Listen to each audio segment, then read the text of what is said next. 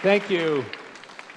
A warm welcome to all of you here this evening, both those here in the theater in Toronto and those following online.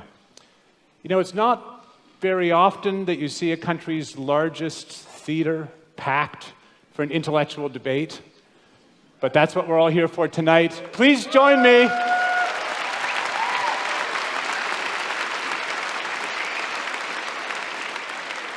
Please join me in welcoming to the stage Dr. Slavoj Žižek and Dr. Jordan Peterson.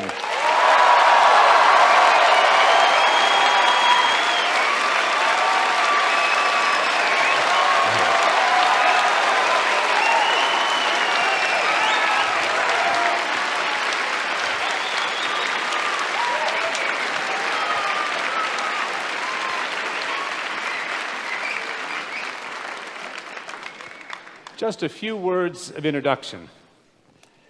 There can be few things, I think, now more urgent and necessary in an age of reactionary partisan allegiance and degraded civil discourse than real thinking about hard questions. The very premise of tonight's event is that we all participate in the life of thought, not merely opinion or prejudice, but the realm of truth, accessed through evidence and argument.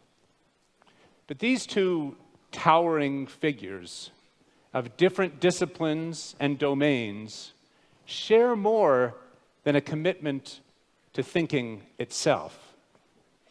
They are both highly attuned to ideology and the mechanisms of power.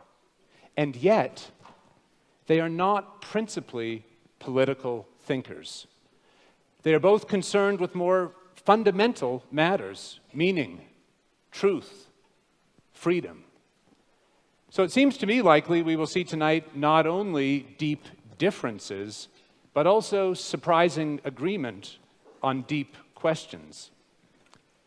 Dr. Slavoj Žižek is a philosopher. He has not one, but two doctoral degrees, one in philosophy,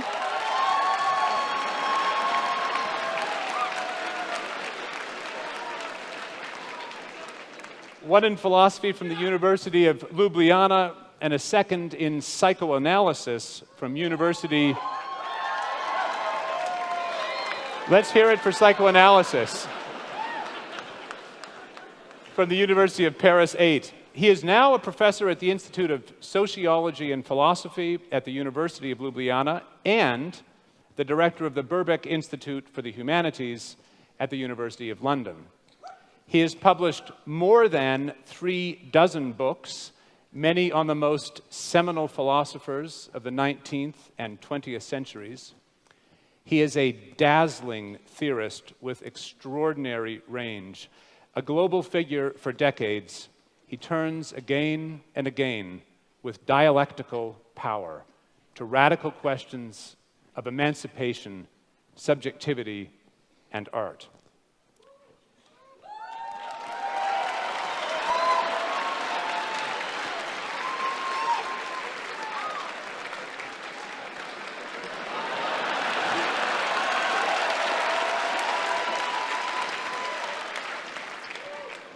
Dr. Jordan Peterson is an academic and clinical...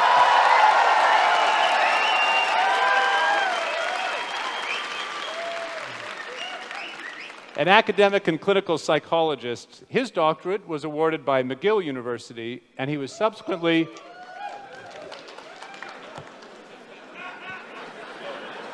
We got some McGill graduates out here.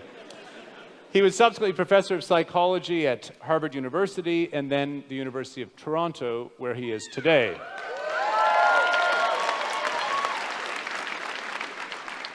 The author of 2 books and well over 100 academic articles, Dr. Peterson's intellectual roots likewise lie in the 19th and early 20th centuries, where his reading of Nietzsche, Dostoevsky, and above all, Carl Jung, inform his interpretation of ancient myths, of 20th century totalitarianism, and especially his endeavor to counter contemporary nihilism. His 12 Rules for Life is a global bestseller, and his lectures and podcasts are followed by millions around the world.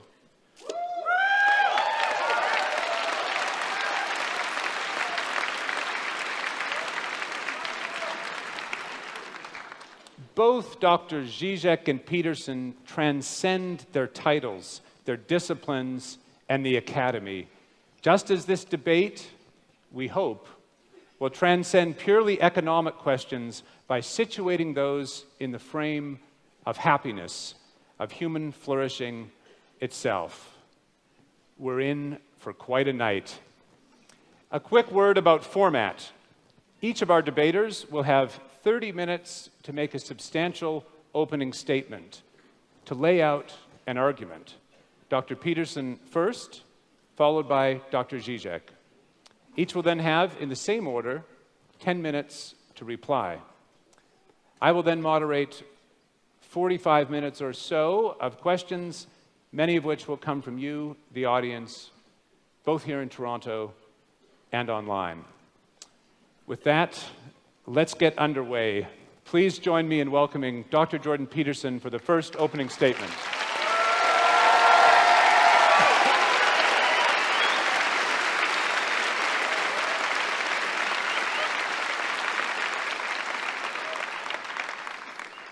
Well, thank you for that insanely enthusiastic welcome for the entire event and also for being here. I have to tell you first that this event, and I suppose my life in some sense, hit a new milestone that I was just made aware of by a stagehand today backstage, who informed me that last week the tickets for this event were being scalped online at a higher price than the tickets for the Leafs playoff games.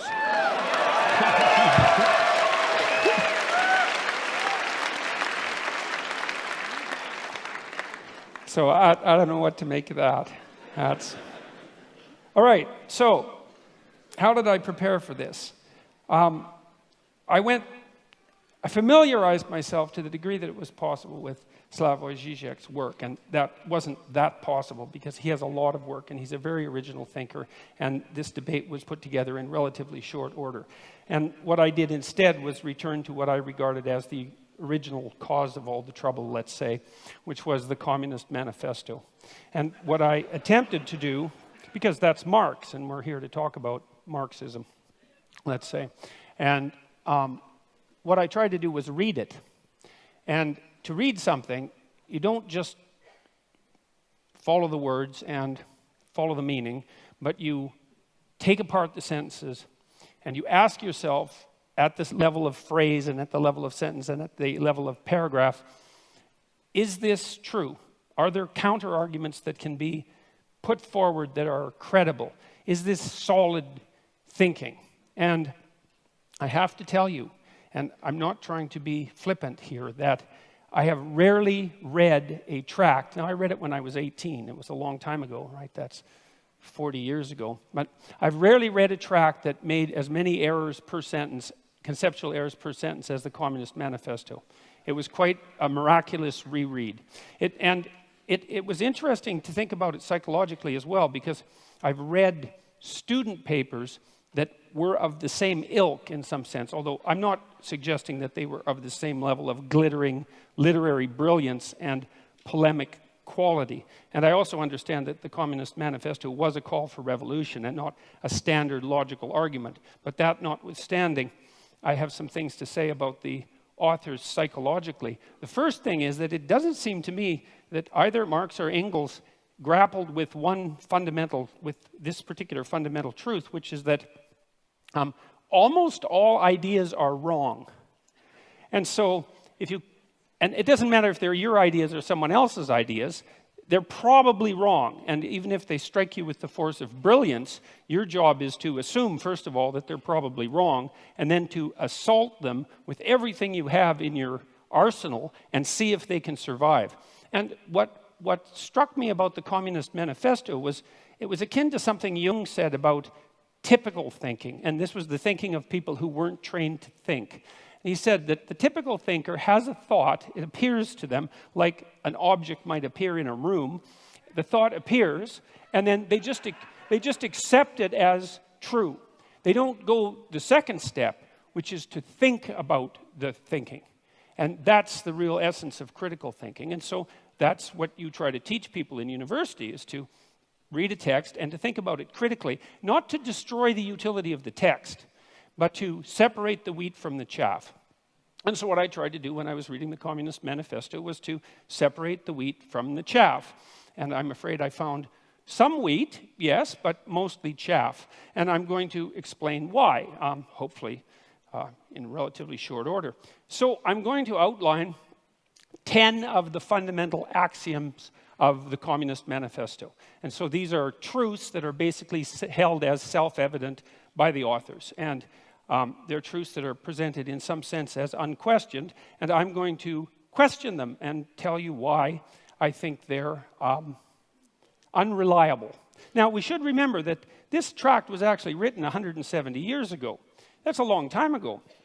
And we have learned a fair bit from since then about human nature, about society, about politics, about economics. There's lots of mysteries left to be unsolved, but we are slightly wiser, I presume, than we were at one point. And so you can forgive the authors to some degree for what they didn't know, but that doesn't matter given that the essence of this doctrine is still held as sacrosanct by a large proportion of academics. Probably are among the most, what would you call, guilty of that particular sin. So here's proposition number 1. History is to be viewed primarily as an economic class struggle. All right, so let's think about that for a minute. The first of all is the proposition there is that history is primarily to be viewed through an economic lens, and I think that's a debatable proposition because there are many other motivations that drive human beings than economics, and those have to be taken into account, especially that drive people other than economic competition, like economic cooperation, for example. And so that's a problem. The other problem is that it's actually not nearly a pessimistic enough description of the actual problem, because history, this is to give the devil his due. The idea that one of the driving forces between history is hierarchical struggle is absolutely true. But the idea that that's actually history is not true, because it's deeper than history. It's biology itself, because organisms of all sorts organize themselves into hierarchies. And one of the problems with hierarchies is that they tend to arrange themselves into a winner-take-all situation. And so, and that is implicit in some sense in Marx's thinking, because of course Marx believed that in a capitalist society, capital would accumulate in the hands of fewer and fewer people. And that actually is in keeping with the nature of hierarchical organizations. Now, the problem with that isn't so much the fact of so there's accuracy in the accusation that is a eternal form of motivation for struggle, but it's an underestimation of the seriousness of the problem because it attributes it to the structure of human societies rather than the deeper reality of the existence of hierarchical structures per se, which, as they also characterize the animal kingdom to a large degree, are clearly not only human constructions. And the idea that there's hierarchical competition among human beings, there's evidence for that goes back at least to the Paleolithic times. And so that's the next problem. It's that, well, this ancient problem of hierarchical structure is clearly not attributable to capitalism because it existed long in human history before capitalism existed, and then it predated human history itself. So the question then arises, why would you necessarily, at least implicitly, link the class struggle with capitalism, given that it's a far deeper problem? And now, it's also, you've got to understand that this is a deeper problem for people on the left, not just for people on the right. It is the case that hierarchical structures dispossess those people who are at the bottom, those creatures who are at the bottom, speaking, say, of animals, but those people who are at the bottom, and that is a fundamental existential problem. But the other thing that Marx didn't seem to take into account is that there are far more reasons that human beings struggle than their economic class struggle, even if you build the hierarchical idea into that, which is a more comprehensive way of thinking about it. Human beings struggle with themselves, with the malevolence that's inside themselves, with the evil that they're capable of doing, with the spiritual and psychological warfare that goes on within them. And we're also actually always at odds with nature. And this never seems to show up in Marx. And it doesn't show up in Marxism in general. It's as if nature doesn't exist. The primary conflict, as far as I'm concerned, or a primary conflict that human beings engage in, is the struggle for life in a cruel and harsh natural world. And it's as if that doesn't exist in the Marxist domain. If human beings have a problem, it's because there's a class struggle that's essentially economic. It's like, no, human beings have problems because we come into life starving and lonesome. And we have to solve that problem continually, and we make our social arrangements, at least in part, to ameliorate that, as well as to, well, upon occasion, exacerbate it. And so there's also very little understanding in the Communist Manifesto that any of the, like, say, hierarchical organizations that human beings have put together might have a positive element. And that's an absolute catastrophe, because hierarchical structures are actually necessary to solve complicated social problems. We have to organize ourselves in some manner, and you have to give the devil his due. And so it is the case that hierarchies dispossess people, and that's a big problem. That's the fundamental problem of inequality. But it's also the case that hierarchies happen to be a very efficient way of distributing resources. And it's finally the case that human hierarchies are not fundamentally predicated on power. And I would say the biological, anthropological data on that are crystal clear. You don't rise to a position of authority that's reliable in a human society primarily by exploiting other people. It's a very unstable means of obtaining power. So that's a problem. Well, the people that laugh might do it that way.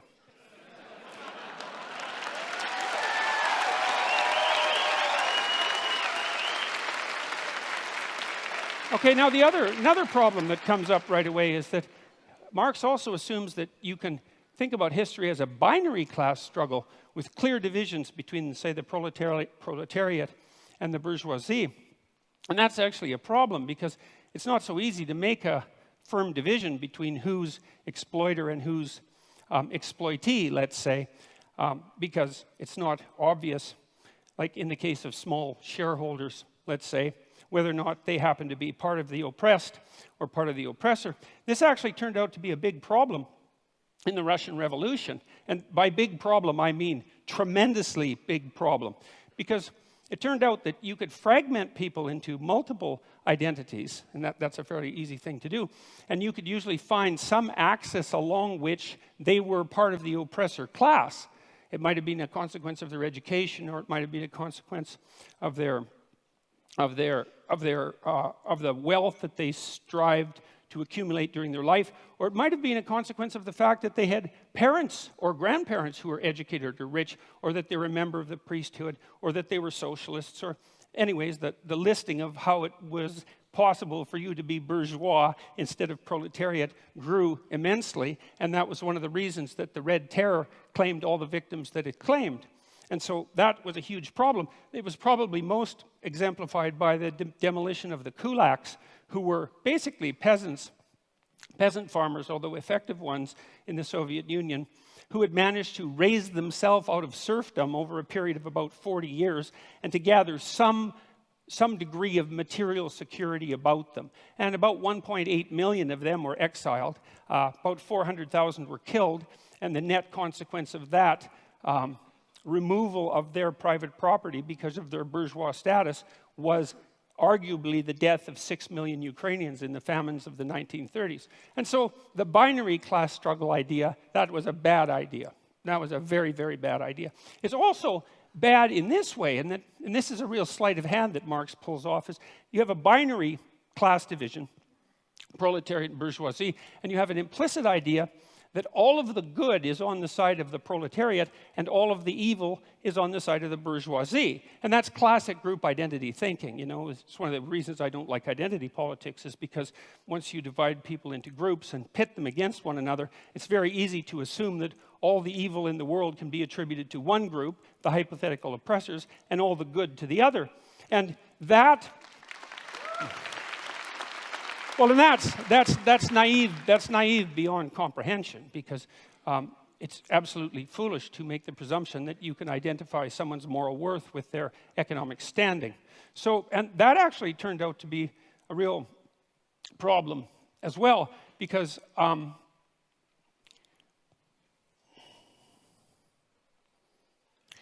Marx also came up with this idea, which is a crazy idea as far as I can tell, of the, that's a technical term, crazy idea, of the dictatorship of the proletariat.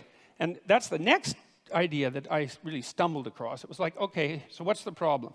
Well, the problem is the capitalists own everything. They own all the means of production. And they're oppressing everyone. And that would be all the workers. And there's going to be a race to the bottom of wages for the workers as the capitalists strive to extract more and more value from the labor of the proletariat by competing with other capitalists to drive wages downward, which, by the way, didn't happen, partly because wage earners can become scarce, and that actually drives the market value upward.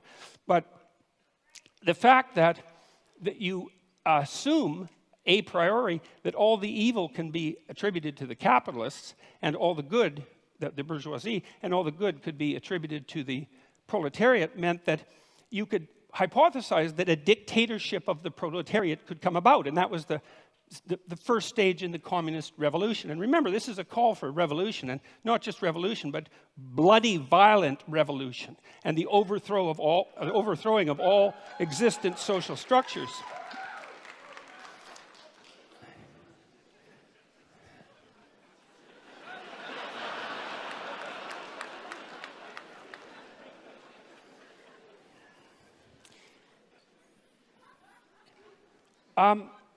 Anyways, the problem with that, you see, is that because all the evil isn't divided so easily up into oppressor and oppressed, that when you do establish a dictator of the proletariat, to the degree that you can do that, which you actually can't because it's technically impossible and an absurd thing to consider to begin with, not least because of the problem of centralization. I mean, you have to hypothesize that you can take away all the property of the capitalists.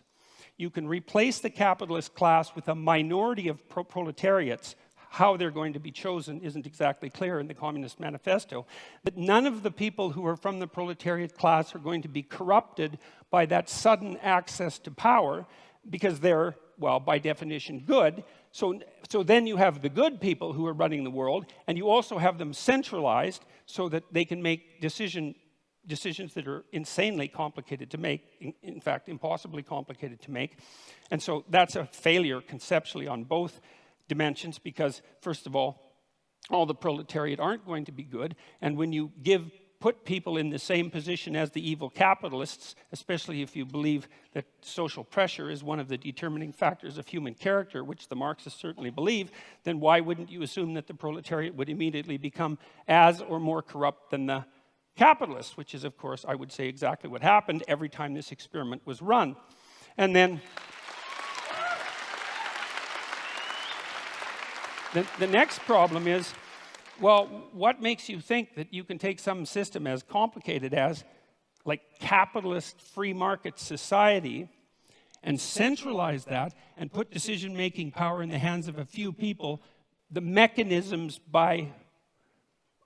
without specifying the mechanisms by which you're going to choose them? Like, what makes you think they're going to have the wisdom or the ability to do what the capitalists were doing, unless you assume, as Marx did, that all of the evil was with the capitalists and all the good was with the proletariats, and that nothing that capitalists did constituted valid labor, which is another thing that Marx assumed, which is palpably absurd, because people who are, like, maybe if you're a dissolute aristocrat from 1830 or earlier, and you run a feudal estate and all you do is spend your time gambling and chasing prostitutes, well, then your labor value is zero. But if you're if you're running a business and it's a successful business, first of all, you're a bloody fool to exploit your workers, because even if you're greedy as sin, because you're not going to extract the maximum amount of labor out of them by doing that.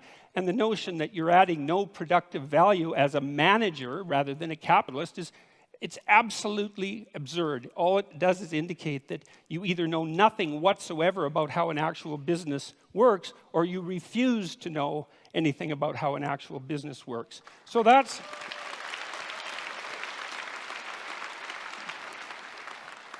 also a big problem.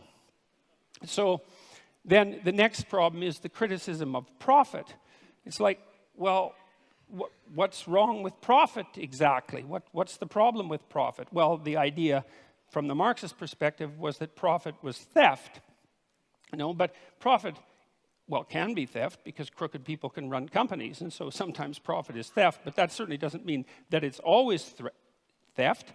What it means, in part at least, if the capitalist is adding value to the corporation, then there's some utility and some fairness in him or her extracting the value of their abstract labor, their thought, their abstract abilities, their ability to manage the company, and to engage in proper competition and product development and efficiency and the proper treatment of the workers and all of that. And then if they can create a profit, well, then they have a little bit of security for times that aren't so good, and that seems absolutely bloody necessary as far as I'm concerned. And then the next thing is, well, how can you grow if you don't have a profit? And if you have an enterprise that's valuable and worthwhile, and some enterprises are valuable and worthwhile, then it seems to me that a little bit of profit to help you grow seems to be the right approach. And then the other issue with profit, and you know this if you've ever run a business, is it's a really useful constraint. Like, it's not enough to have a good idea. It's not enough to have a good idea and a sales and marketing plan, and then to implement that. And all of that, that's bloody difficult. Like, it's not easy to have a good idea. And it's not easy to come up with a good sales and marketing plan. And it's not easy to find customers and satisfy them.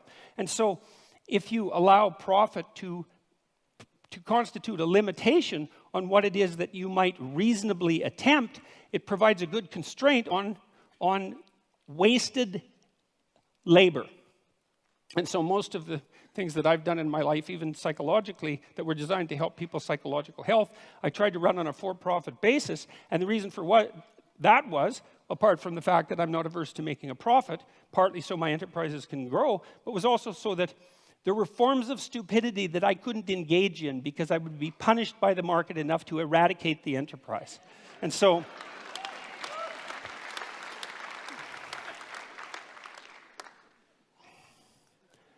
okay, and then so the next issue, this is a weird one.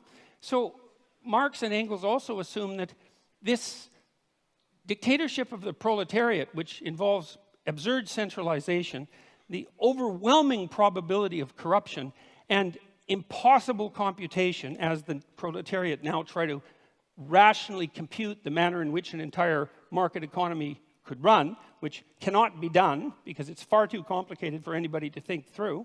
The next theory is that somehow the proletariat dictatorship would become magically hyperproductive. And there's actually no theory at all about how that's going to happen.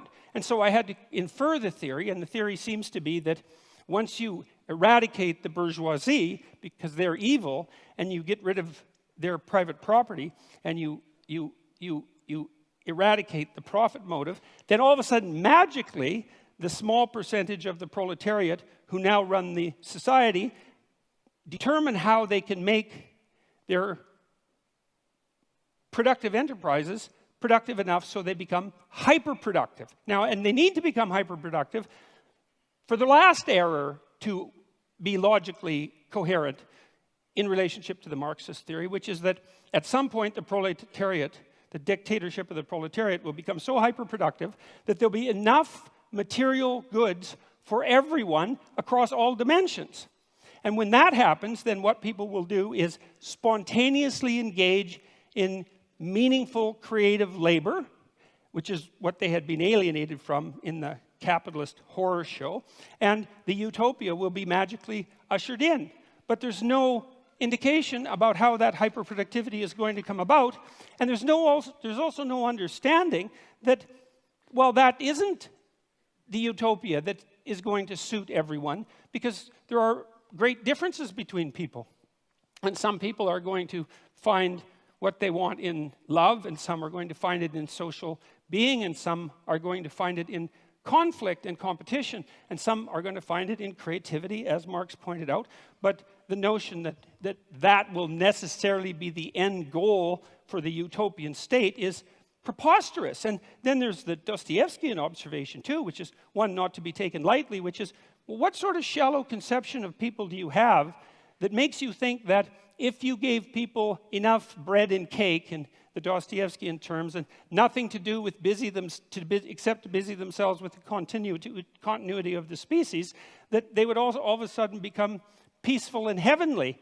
Dostoevsky's idea was that, we were built for trouble. And if we were ever handed everything we needed on a silver platter, the first thing we would do is engage in some form of creative destruction, just so something unexpected could happen, just so we could have the adventure of our lives. And I think there's something to be said for that.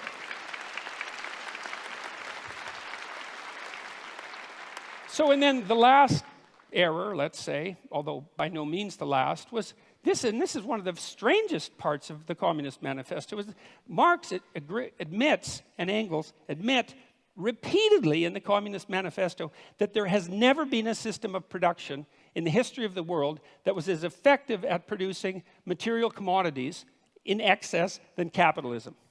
Like that's extensively documented in the Communist Manifesto. And so if your proposition is, look, we got to get as much material security for everyone as possible, as fast as we can, and capitalism already seems to be doing that at a rate that's unparalleled in human history, wouldn't the logical thing be just to let the damn system play itself out? I mean, unless you're assuming that the evil capitalists are just going to take all of the flat screen televisions and put them in one big room and not let anyone else have one. The logical assumption is that, well, you're already on a road that's supposed to produce the proper material productivity. And so, well, that's 10 reasons, as far as I can tell. And so what I saw in that the Communist Manifesto is like seriously flawed in virtually every way it could possibly be flawed, and also all in evidence that Marx was the kind of narcissistic thinker who could think. He was a very intelligent person, and so was Engels. But what he thought, when he thought, was that what he thought was correct. And he never went the second stage, which is, well, wait a second. How could all of this go terribly wrong? And if you're a thinker, especially a sociological thinker, especially a thinker on the broad scale, a social scientist, for example, one of your moral obligations is to think, you might be wrong about one of your fundamental axioms, or 2 or 3 or 10, and as a consequence, you have the moral obligation to walk through the damn system and think, well, what if I'm completely wrong here and things invert and go exactly the wrong way? And I just can't understand how anybody could come up with an idea like the dictatorship of the proletariat, especially after advocating its implementation with violent means, which is a direct part of the Communist Manifesto, and actually think, if they were thinking, if they knew anything about human beings and the proclivity for malevolence that's part and parcel of the individual human being, that could do anything but lead to a special form of hell, which is precisely what did happen. And so I'm going to close, because I have 3 minutes, with a bit of evidence as well that Marx also thought that what would happen inevitably as a consequence of capitalism is the rich would get richer and the poor would get poorer. So there would be inequality. The first thing I'd like to say is we do not know how to set up a human system of economics without inequality. No one has ever managed it, including the communists. And the form of inequality changed, and it's not obvious by any stretch of imagination that the free market economies of the West have more inequality than the less free economies in the rest of the world. And the one thing you can say about capitalism is that although it produces inequality, which it absolutely does, it also produces wealth, and all the other systems don't. They just produce inequality.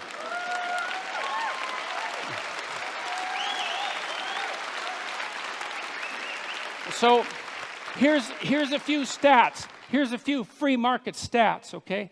From 1800 to 2017, income growth adjusted for inflation grew by 40 times for production workers and 16 times for unskilled labor. Well, GDP rose by a factor of about 0.5 from 1 AD to 1800. So from 1 AD to 1800 AD, it was like nothing, flat. And then all of a sudden, in the last 217 years, there's been this unbelievably upward movement of wealth. And it doesn't only characterize the tiny percentage of people at the top who, admittedly, do have most of the wealth. The question is, not only, though, what's the inequality? The question is, well, what's happening to the absolutely poor at the bottom? And the answer to that is, they're getting richer faster now than they ever have in the history of the world. And we're eradicating poverty in countries that have adopted moderate free market policies at a rate that's unparalleled. So here's an example. One of the UN millennial goals was to reduce the rate of absolute poverty in the world by 50% between 2000 and 2015. And they defined that as $1.90 a day. Pretty low, you know, but you have to start somewhere. We hit that at 2012, 3 years ahead of schedule. And you might be cynical about that and say, well, it's kind of an arbitrary number, but the curves are exactly the same at $3.80 a day and $7.60 a day. Not as many people have hit that, but the rate of increase towards that is the same. The bloody UN thinks that we'll be out of poverty defined by $1.90 a day by the year 2030. It's unparalleled. And so the rich may be getting richer, but the poor are getting richer too. And that's not the...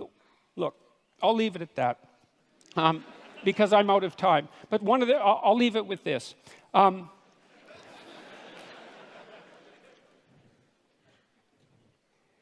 The poor are not getting poorer under capitalism. The poor are getting richer under capitalism by a large margin. And I'll leave you with one statistic, which is that now in Africa, the child mortality rate in Africa now is the same as the child mortality rate was in Europe in 1952. And so that's happened within the span of one lifetime.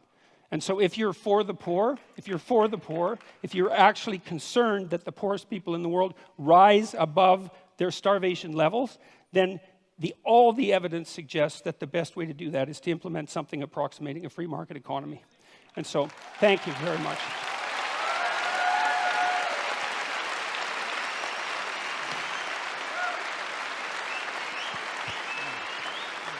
I have a chair, I can sit there. It has helped me a lot, okay. Thank you, Dr. Peterson. Dr. Žižek. Thank you.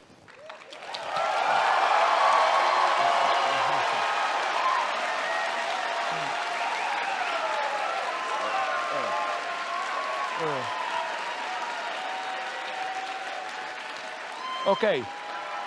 First, a brief introductory remark. I cannot but notice the irony of how Peterson and I, the participants in this duel of the century, are both marginalized by the official academic community. I'm supposed to defend here the left liberal line against neoconservatives. Really? Most of the attacks on me are now precisely from left liberals. Just remember the outcry against my critique of LGBT plus ideology. And I'm sure that if the leading figures in this field were to be asked if I am fit to stand for them, they would turn in their graves even if they are still alive. So let me begin by bringing together the three notions from the title: happiness, communism, capitalism. In one exemplary case, China today. China in the last decades is arguably the greatest economic success story in human history. Hundreds of millions raised from poverty into middle-class existence. How did China achieve it? The 20th century left was defined by its opposition to the two fundamental tendencies of modernity: the reign of capital with its aggressive market competition, the authoritarian bureaucratic state power. Today's China combines these two features in its extreme form: strong authoritarian state, wild capitalist dynamics. And it's important to note, they do it on behalf of happiness of the majority of people. They don't mention communism to legitimize their rule. They prefer the old Confucian notion of a harmonious society. But are the Chinese any happier for all that? Although even the Dalai Lama justifies Tibetan Buddhism in Western terms of the pursuit of happiness and the avoidance of pain, happiness as a goal of our life is a very problematic notion. If we learned anything from psychoanalysis, it is that we humans are very creative in sabotaging our pursuit of happiness. Happiness is a confused notion. Basically, it relies on the subject's inability or unreadiness to fully confront the consequences of his, her, their desire. In our daily lives, we pretend to desire things which we do not really desire, so that ultimately the worst thing that can happen is for us to get what we officially desire. So I agree that human life of freedom and dignity does not consist just in searching for happiness, no matter how much we spiritualize it, or in the effort to actualize our inner potentials. We have to find some meaningful cause beyond the mere struggle for pleasurable survival. However, I would like to add here a couple of qualifications. First, since we live in a modern era, we cannot simply refer to an unquestionable authority to confer a mission or task on us. Modernity means that, yes, we should carry the burden. But the main burden is freedom itself. We are responsible for our burdens. Not only are we not allowed cheap excuses for not doing our duty, duty itself should not serve as an excuse. We are never just instruments of some higher cause. Once traditional authority loses its substantial power, it is not possible to return to it. All such returns are today a postmodern fake. Does Donald Trump stand for traditional values? No, his conservatism is a postmodern performance, a gigantic ego trip. In this sense of playing with traditional values, of mixing references to them with open obscenities, Trump is the ultimate postmodern president. If we compare Trump with Bernie Sanders, Trump is a postmodern politician at its purest, while Sanders is rather an old-fashioned moralist. Conservative thinkers claim that the origin of our crisis is the loss of our reliance on some transcendent divinity or higher value. If we are left to ourselves, if everything is historically conditioned and relative, then there is nothing preventing us to indulge in our lowest tendencies. But is this really the lesson to be learned from mob killing, looting, and burning on behalf of religion? It is often claimed that, true or not, religion makes some otherwise bad people do good things.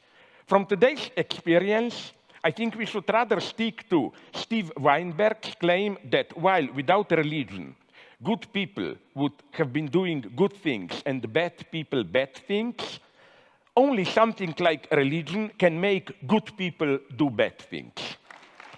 More than a century ago, in his Brothers Karamazov, Dostoevsky warned against the dangers of godless moral nihilism. If God doesn't exist, then everything is permitted. The French philosopher André Glucksmann applied Dostoevsky's critique of godless nihilism to September 11th. And the title of his book, Dostoevsky in Manhattan, suggests, as this title suggests, he couldn't have been more wrong. The lesson of today's terrorism is that if there is a God, then everything, even blowing up hundreds of innocent bystanders, is permitted to those who claim to act directly on behalf of God. The same goes also for godless Stalinist communists. They are the ultimate proof of it. Everything was permitted to them since they perceived themselves as direct instrument of their divinity, of the historical necessity of progress towards communism. That's the big problem of ideologies, how to make good, decent people do horrible things. Second, yes, we should carry our burden, accept the suffering that goes with it. But a danger lurks here, that of a subtle reversal. Don't fall in love, that's my position, with your suffering. Never presume that your suffering is in itself a proof of your authenticity. Renunciation of pleasure can easily turn into pleasure of renunciation itself. For example, an example not from neoconservatives. White left liberals love to denigrate their own culture and blame Eurocentrism for our evils.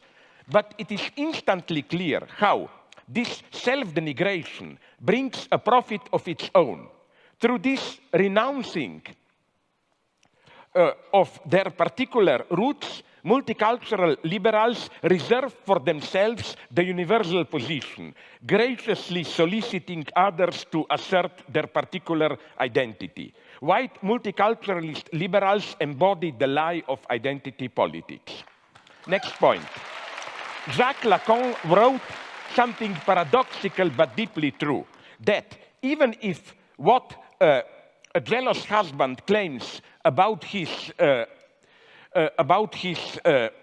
wife, that she sleeps with other men, is all true, his jealousy is nonetheless pathological. The pathological element is the husband's need for jealousy, as the only way for him to sustain his identity. Along the same lines, one could say that even if most of the Nazi claims about Jews, they exploit Germans, they seduce German girls, and so on, were true, which they were not, of course, their anti-Semitism would still be a pathological phenomenon, because it ignored the true reason why the Nazis needed anti-Semitism. In the Nazi vision, their society is an organic whole of harmonious collaboration, so an external intruder is needed to account for divisions and antagonisms. The same holds for how today, in Europe at least, the anti-immigrant populists deal with the refugees. The cause of problems which are, I claim, immanent to today's global capitalism is projected onto an external intruder. Again, even if the reported incident with the refugees, there are great problems, I admit it. Even all these reports are true. The populist story about them is a lie. With anti-Semitism, we are approaching the topic of telling stories. Hitler was one of the greatest storytellers of the 20th century. In the 1920s, many Germans experienced their situation as a confused mess. They didn't understand what is happening to them with military defeat, economic crisis, what they perceived as moral decay, and so on. Hitler provided a story, a plot, which was precisely that of a Jewish plot. We are in this mess because of the Jews. That's what I would like to insist on. We are telling ourselves stories about ourselves in order to acquire a meaningful experience of our lives. However, this is not enough. One of the most stupid wisdoms, and they are mostly stupid, is an enemy is someone whose story you have not heard. Really? Are you also ready to affirm that Hitler was our enemy because his story was not heard? The experience that we have of our lives from within, the story we tell ourselves about ourselves in order to account for what we are doing is, and this is what I call ideology, fundamentally a lie. The truth lies outside in what we do. In a similar way, the alt-right obsession with cultural Marxism expresses the rejection to confront the fact that the phenomena they criticize as the effect of the cultural Marxist plot, moral degradation, sexual promiscuity, consumerist hedonism, and so on, are the outcome of the immanent dynamic of capitalist societies. I would like to refer to a classic, Daniel Bell, Cultural Contradictions of Capitalism, written back in 1976, where the author argues that the unbounded drive of modern capitalism undermines the moral foundations of the original Protestant ethics. And in a new afterword, Bell offers a bracing perspective on contemporary Western societies, revealing the crucial cultural fault lines we face as the 21st century is here. The turn towards culture as a key component of capitalist reproduction and, concomitant to it, the commodification of cultural life itself are, I think, crucial moments of capitalist expanded reproduction. So the term cultural Marxism, I think, plays the same role as that of the Jewish plot in anti-Semitism. It projects or transposes some immanent antagonism, however you call it, ambiguity, tension, of our socio-economic life onto an external cause. In exactly the same way, now let me give you a different, more problematic example. In exactly the same way, liberal critics of Trump and alt-right never seriously asked how our liberal society could give birth to Trump. In this sense, the image of Donald Trump is also a fetish, the last thing a liberal sees before confronting actual social tensions. Hegel's motto, evil resides in the gaze which sees evil everywhere, fully applies here. The very liberal gaze which demonizes Trump is also evil because it ignores how its own failures opened up the space for Trump's type of patriotic populism. Next point. One should stop blaming hedonist egotism for our woes. The true opposite of egotist self-love is not altruism, a concern for the common good, but envy, resentment, which makes me act against my own interests. This is why, as many perspicuous philosophers clearly saw, evil is profoundly spiritual, in some sense more spiritual than goodness. This is why egalitarianism itself should never be accepted at its face value. It can well secretly invert the standard renunciation accomplished to benefit others. Egalitarianism often de facto means I am ready to renounce something so that others will also not have it. This is, I think, now comes the problematic part for some of you, maybe the problem with political correctness. What appears as its excesses, its regulatory zeal, is, I think, an impotent reaction that masks the reality of a defeat. My hero is here a black lady, Tarana Burke, who created the Me Too campaign more than a decade ago. She observed in a recent critical note that in the years since the movement began, it deployed an unwavering obsession with the perpetrators. Me Too is all too often a genuine protest filtered through resentment. Should we then drop egalitarianism? No. Equality can also mean, and that's the equality I advocate, creating the space for as many as possible individuals to develop their different potentials. It is, that's my paradoxical claim, it is today's capitalism that equalizes us too much and causes the loss of many talents. So what about the balance between equality and hierarchy? Did we really move too much in the direction of equality? Is there, in today's United States, really too much equality? I think a simple overview of the situation points in the opposite direction. Far from pushing us too far, the left is gradually losing its ground already for decades. Its trademarks, universal healthcare, free education, and so on, are continuously diminished.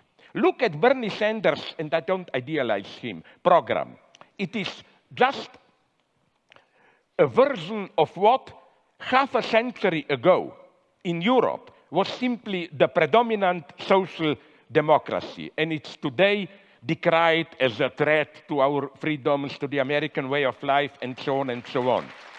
I see no threat to free creativity in this program. On the contrary, I see healthcare and education and so on as enabling me to focus my life on more important creative issues. I see equality, this basic equality of chances, as a space for creating differences, and yes, why not, even different, more appropriate hierarchies. Furthermore, I find it very hard to ground today's inequalities, as they are documented, for example, by Piketty in his book, to ground today's inequalities in different competencies. Competencies for what? In totalitarian states, competencies are determined politically. But market success is also not innocent and neutral as a regulator of the social recognition of competencies. Let me now briefly deal with in a friendly way, I claim, with what became known, sorry for the irony, as the lobster topic. I'm far from a simple social constructionism here. I deeply appreciate evolutionary thought. Of course, we are also natural beings, and our DNA, as we all know, overlaps, I may be wrong, around 98% with that of some monkeys. This means something, but nature, I think we should never forget this, is not a stable hierarchical system, but full of improvisations. It develops like French cuisine. A French guy gave me this idea that the origin of many famous French dishes or drinks is that when they wanted to produce a standard piece of food or drink, something went wrong, but then they realized that this failure can be resold as success.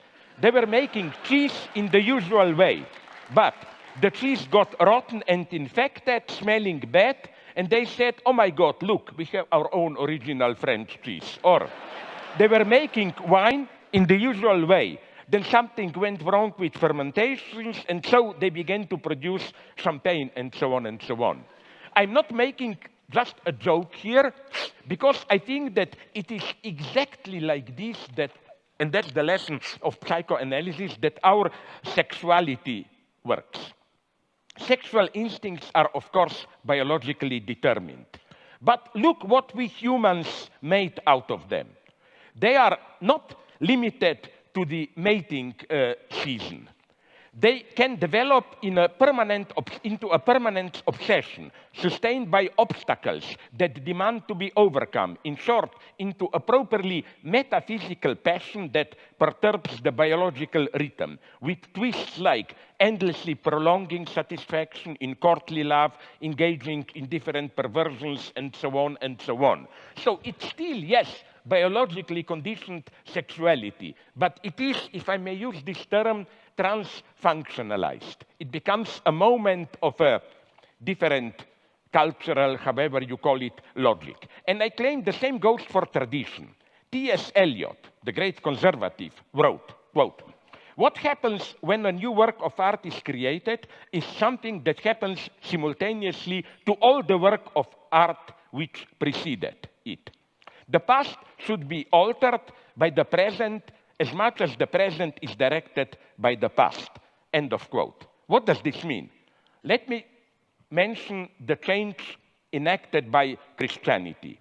It's not just that, in spite of all our natural and cultural differences, the same divine spark dwells in everyone. But this divine spark enables us to create what Christians call Holy Ghost or Holy Spirit, a community in which hierarchic family values are at some level at least abolished. Remember Paul's words from Galatians. There is no longer Jew or Greek. There is no longer male and female in Christ. democracy extends this logic to the political space. In spite of all differences in competence, the ultimate decision should stay with all of us.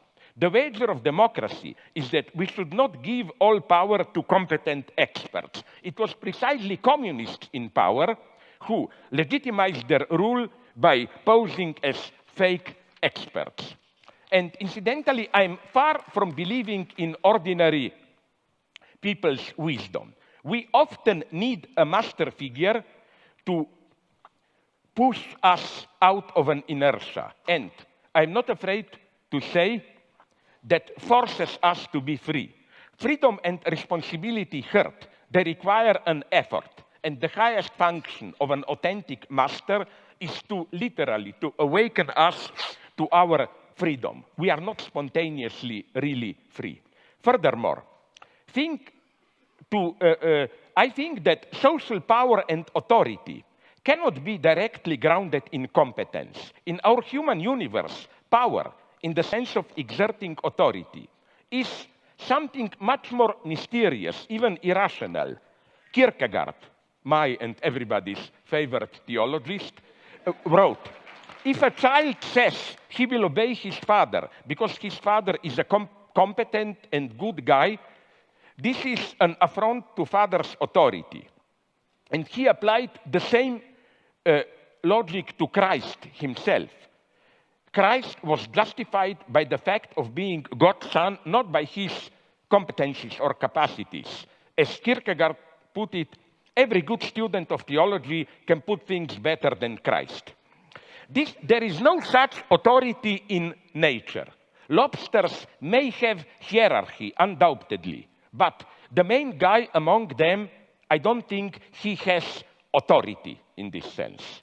Again, the wager of democracy is that, and that's the subtle thing, not against competence and so on, but that political power and competence or expertise should be kept apart. In Stalinism, precisely, they were not kept apart, while already in ancient Greece, they knew that they have to be kept apart, which is why their popular weight was even combined with lottery often. So where does communism, just to conclude, where does communism enter here? Why do I still cling to this cursed name when I know and fully admit the 20th century communist project in all its failure, how it failed giving birth to new forms of murderous terror? Capitalism won, but today, and that's my claim, we can debate about it, the question is, does today's global capitalism contain strong enough antagonisms which prevent its indefinite reproduction? I think there are such antagonisms. The threat of ecological catastrophe, the consequence of new technoscientific developments, especially in biogenetics, and new forms of apartheid. All these antagonisms concern what Marx called commons, the shared substance of our social being. First, of course, the commons of external nature, threatened by pollution, global warming, and so on. Now, let me be precise here. I'm well aware how uncertain analysis and projections are in this domain. It will be certain only when it will be too late. And I am well aware of the temptation to engage in precipitous extrapolations. When I was younger, to give you a critical example, there was in Germany an obsession with Waldsterben, the dying of forests, with predictions that in a couple of decades, Europe will be without forests. But according to recent estimates, there are now more forest areas in Europe than 100 years or 50 years ago. But there is nonetheless, I claim, the prospect of a catastrophe here. Scientific data seem to me at least abundant enough. And we should act in a large-scale collective way. And I also think, this may be critical to some of you, there is a problem with capitalism here for the simple reason that its managers, not because of their evil nature, but that's the logic of capitalism, care to expand self-reproduction, and environmental consequences are simply not part of the game. This is, again, not a moral reproach. And incidentally, so that you will not think that I don't know what I'm talking about, in communist countries, those in power were obsessed with expanded reproduction and were not under public control, so the situation was even worse. So how to act?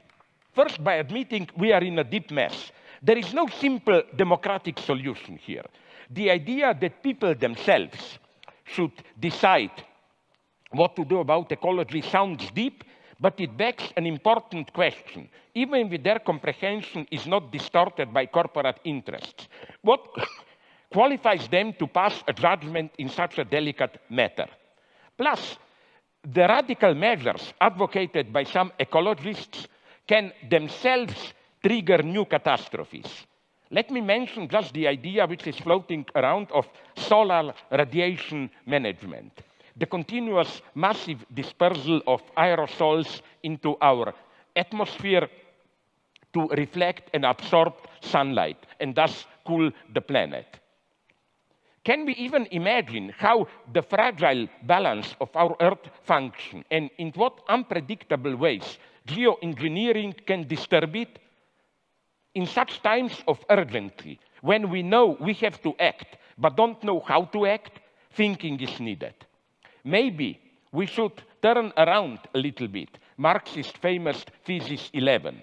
In our new century, we should say that maybe in the last century, we tried all too fast to change the world.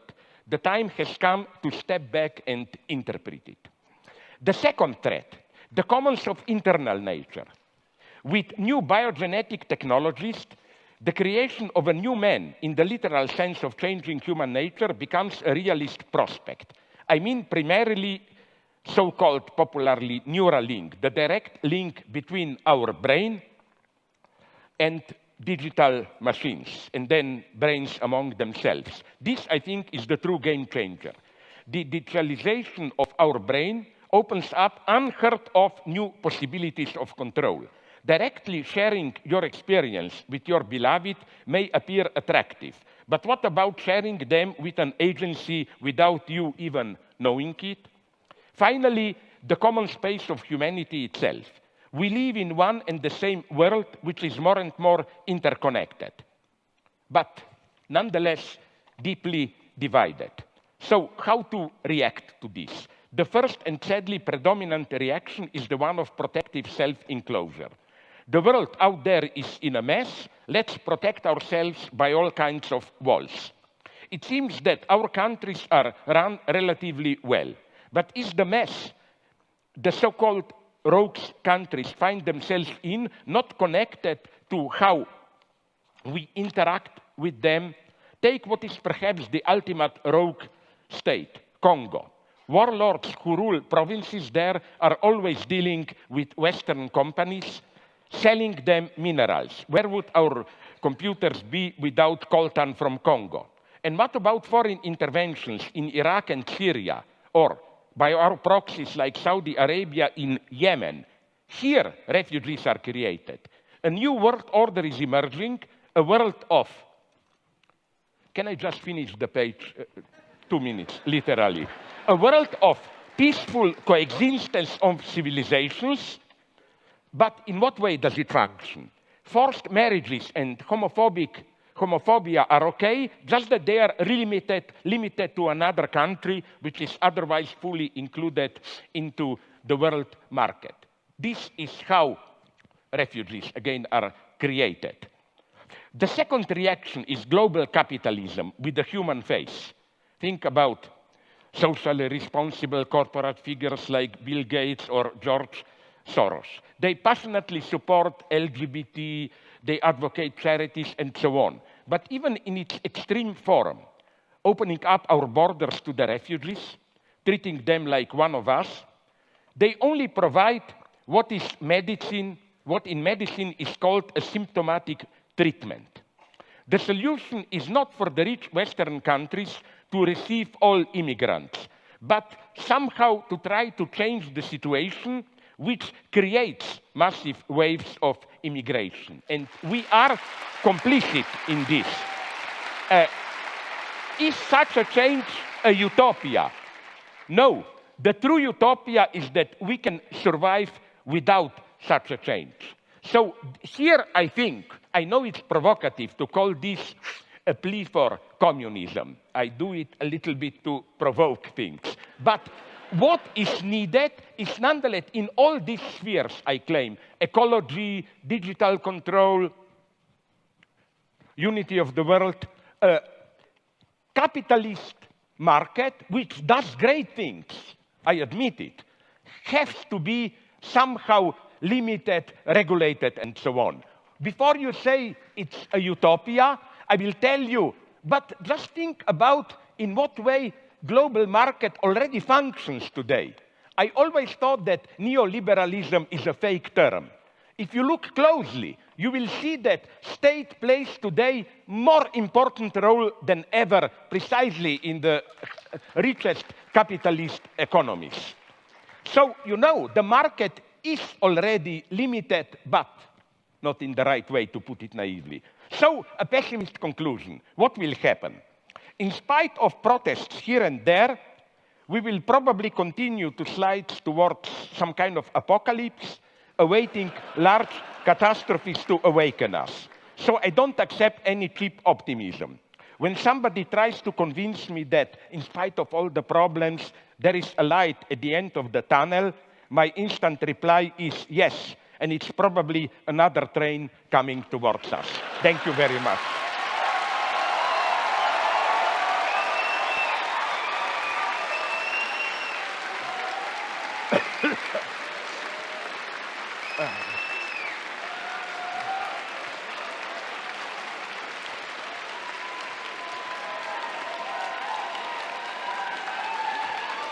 Please don't do this, because I really think that's why I hope you, Jordan, agree with it, that's why we are here engaged in this debate. Don't take it as a cheap competition. It may be that, but we are, as you said in your introduction, desperately trying to confront serious problems.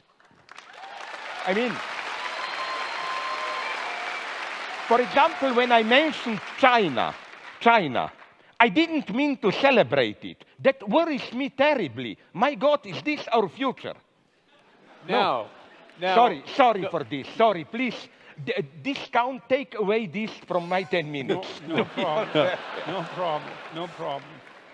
Dr. Peterson, 10 minutes to you to reply.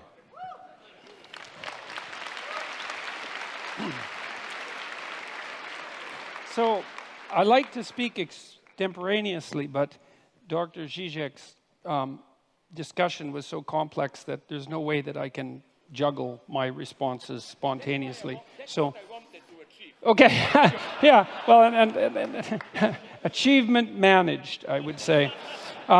So I heard much of what I heard. I agreed with, but we can get to that. I'm going to respond. Keep that. Pull out the knife. All right. All right. Well, I heard a criticism of capitalism, but no real support of Marxism.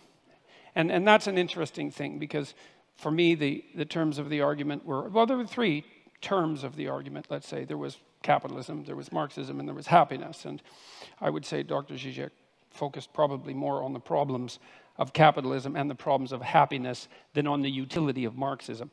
And that actually comes as a surprise to me, because I presumed that much of what I would hear would be a support of something approximating traditional or even a-traditional Marxism, which is why I organized the first part of my talk as an attack against Marxism per se.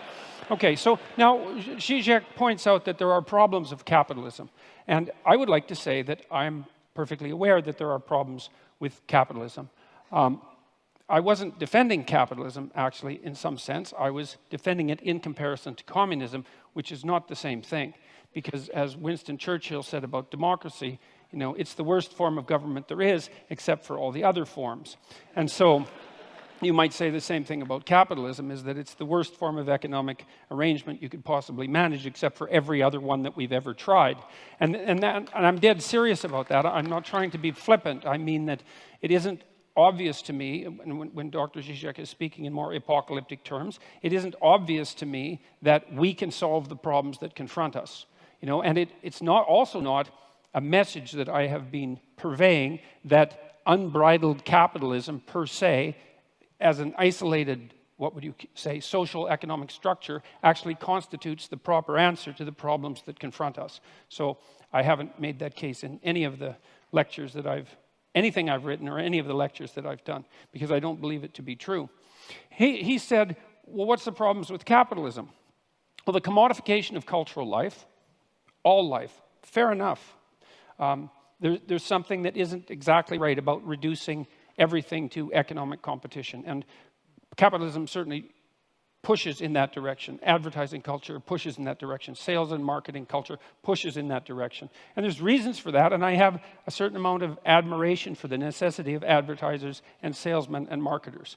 But that doesn't mean that the transformation of all elements of life into commodities in a capitalist sense is the best way forward. I don't think it is the best way forward.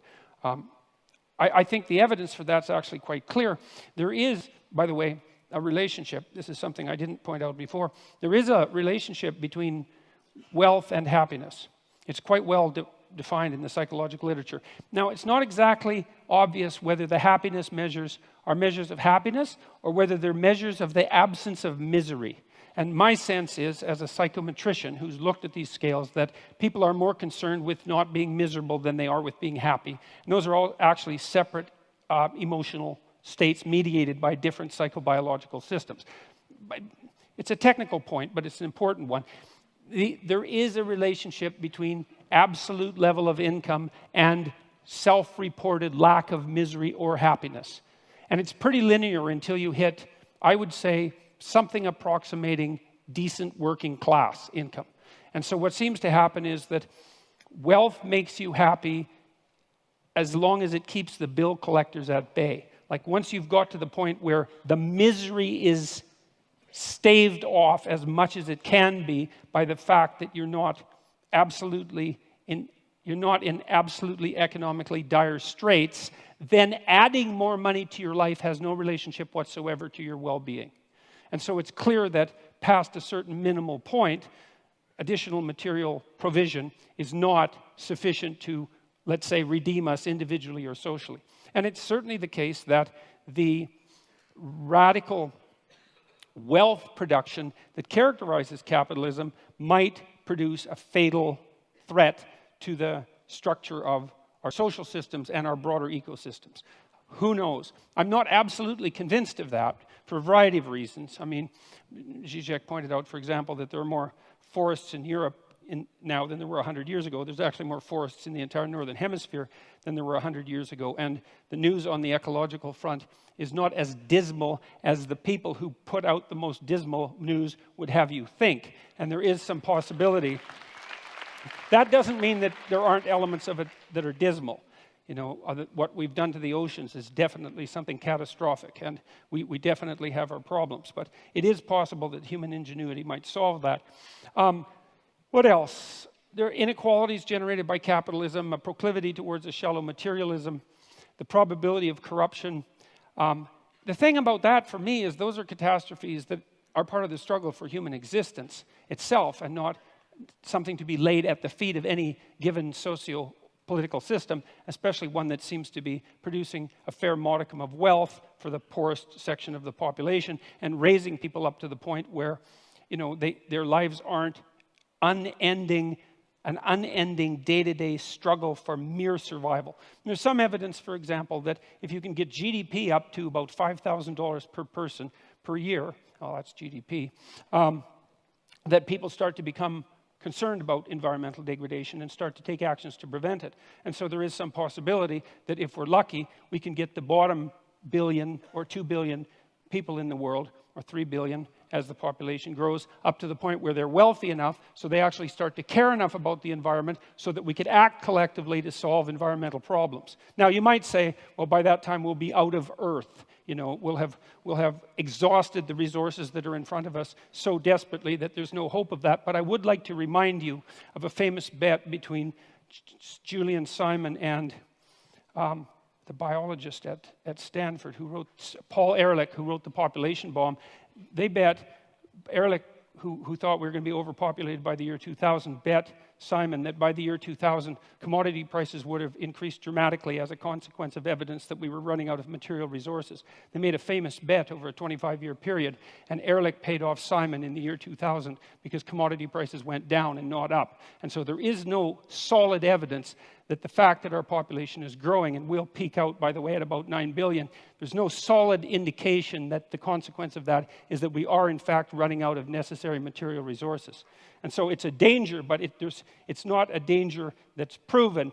And there is some utility in considering that the addition of several billion more brains to the planet, especially if they were well-nourished brains, as they increasingly are, might help us generate enough problem solvers so that we can stay ahead of the looming ecological catastrophe as our population balloons outwards. Now, we're going to peak at 9 billion. It's not much higher than we are now, and it looks like we might be able to manage it.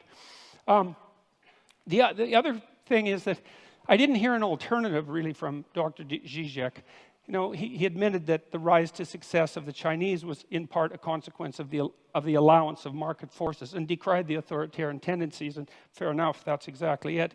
It also seemed to me that the social justice group identity processes that Dr. Žižek was decrying are, to me, a logical derivation from the oppression narrative that's a fundamental presupposition of Marxism. So there, I never heard a defense of Marxism in that part of his argument as well. And so for me, again, it's to ask, what's the alternative? I also heard an argument for egalitarianism, but I heard it defined as equality of opportunity, not as equality of outcome, which I see as a clearly defined Marxist aim. I heard an argument for a modified social distribution of wealth, but that's already part and parcel of most modern free market states, with a wide variation and an appropriate variation of government intervention, all of which constitute their own experiment. We don't know how much social intervention is necessary to flatten the tendency of hierarchies to become tilted so terribly that only the people at the top have everything and all of the people at the bottom have nothing. It's a very difficult battle to fight against that profound tendency, much deeper than the tendency of capitalism itself, and we don't exactly know what to do about it. So we run experiments, and that seems to be working perfectly reasonably, as far as I can tell. Let's see. Well, I'll close with this.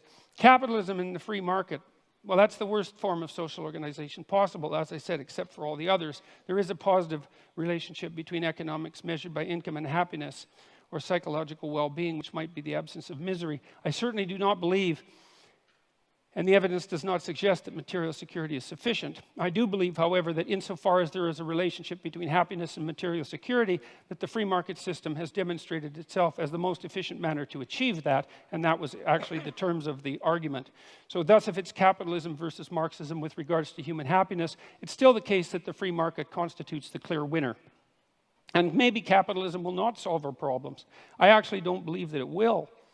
I have, in fact, argued that the proper pathway forward is one of individual moral responsibility aimed at the highest good. It's something for me that's rooted in our underlying Judeo-Christian tradition that insists that each person is is sovereign in their own right and a locus of ultimate value, which is something that you can accept regardless of your religious presuppositions, and something that you do accept if you participate in a society such as ours. Even the fact that you vote, that you're charged with that responsibility, is an indication that our society is structured such that we presume that each person is a locus of responsibility and decision-making of such import that the very stability of the state depends upon the integrity of their the integrity of their character. And so what I've been suggesting to people is that they adopt as much responsibility as they possibly can in keeping with that, in keeping with their aim at the highest possible good, which to me is something approximating a balance between what's good for you as an individual and what's good for your family, in keeping with what's good for you as an individual, and then what's good for society in the larger frame, such that it's also good for you and your family. And that's a form of an elaborated, iterated game, a form of elaborated cooperation. It's a sophisticated way of looking at the ways society could possibly be organized. And I happen to believe that that has to happen at the individual level first, and that's the pathway forward that I see. And so that's my 10-minute commentary. Yeah, I go up again. Yeah. Thank you, Thank you, Dr. Peterson. Dr. Since I Žižek. already spent a little bit of my time, I will try to be as short as possible. So a couple of remarks and then my final point. Why I think this self-limitation of capitalism is needed. First, about happiness. Just a couple of remarks. Jordan, I want to ask you, but isn't it, am I dreaming? I think I'm not. I remember a couple of years ago, it was reported all around the world, some kind of investigation, percentage of people interviewed in different countries, do they feel happy with their life? And the shock was that some Scandinavian countries, which we considered social democratic paradise, were very low, while Bangladesh, I think, was close to the top. Now, I know this logic has a limit. I don't buy the bullshit of poor people are happy in their world there and so on. But you know, my argument here is not against you. My argument here is problematizing happiness even more. Look, this may interest you. I was years ago in I think, Lithuania, and we debated, I report on this in one of my books, when were people in some perverted sense, and this is the critique of the category of happiness for me, happy. And we came to the crazy result.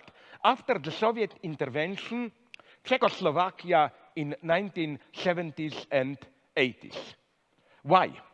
For happiness, first, you should not have too much democracy, because this brings the burden of responsibility. Happiness means there is another guy out there, you can put all the blame on him. And as the joke went in Czechoslovakia, if there is bad weather, a storm, oh, this communist screwed it up again. That's one condition of happiness. The other condition, much more subtle one, is, and this was done in Czechoslovakia, those dark times after Soviet. The life was relatively, moderately good, but not perfect. Like, there was meat all the time. Maybe once a month there was not meat in the stores. It was very good to remind you how happy you are the other time. Another thing, they had a paradise which should be at a proper distance. West Germany, affluence. It was not too far, but not directly accessible. You know, so so maybe in your critique of communist regimes, I agree with you, you should more focus on something that I experience of, you know, don't look only at the terror, ultimately totalitarian regime. There was a kind of a silent, perverted pact between, at least in this late, a little bit more tolerant, but I still oppose them, communist regimes between power and population. The message was, leave us the power, don't mess with us, and we guarantee you a relatively safe life, employment, private pleasures, private niche, and so on and so on. So I am not surprised. But again, this is not for me the argument for the communists, but against happiness. That, you know, people said when the wall fell down, what a wonder in Poland. My God, like Solidarność, which was prohibited a year ago, now triumph at the elections. Who could imagine this? Yes, but the true miracle, in a bad sense for me, was 4 years later, democratically ex-communists came back to power. So, you know, again, this is for me not the argument for them, but simply for the, let's call it, corruptive nature of happiness. So my formula, maybe you would agree with it, is, my basic dogma is happiness should be treated as a necessary byproduct. If you focus on it, you are lost. It comes as a byproduct of you working for a cause and so on. That's the basic thing for me. Second point, maybe we disagree here. China, of course, the miracle, economic miracle was due to unleashing market reform, and so on. But, and here comes my pessimism, some of my liberal friends are telling me, yes, imagine what would they have achieved with also political democratization. I'm a pessimist here. No, they found a perfect formula of how, and that's the paradox of China today. The Communist Party is the best manager of capitalism and protector against workers. The truly dangerous thing in China today is not to flirt with Western ideas, is to organize trade unions, to, you know, like this is what worries me. This perfect combination between unleashing capitalism and still the authoritarian rule, or to put it in another way, my worry is that today, all around the world, this eternal marriage between capitalism and democracy is slowly disappearing.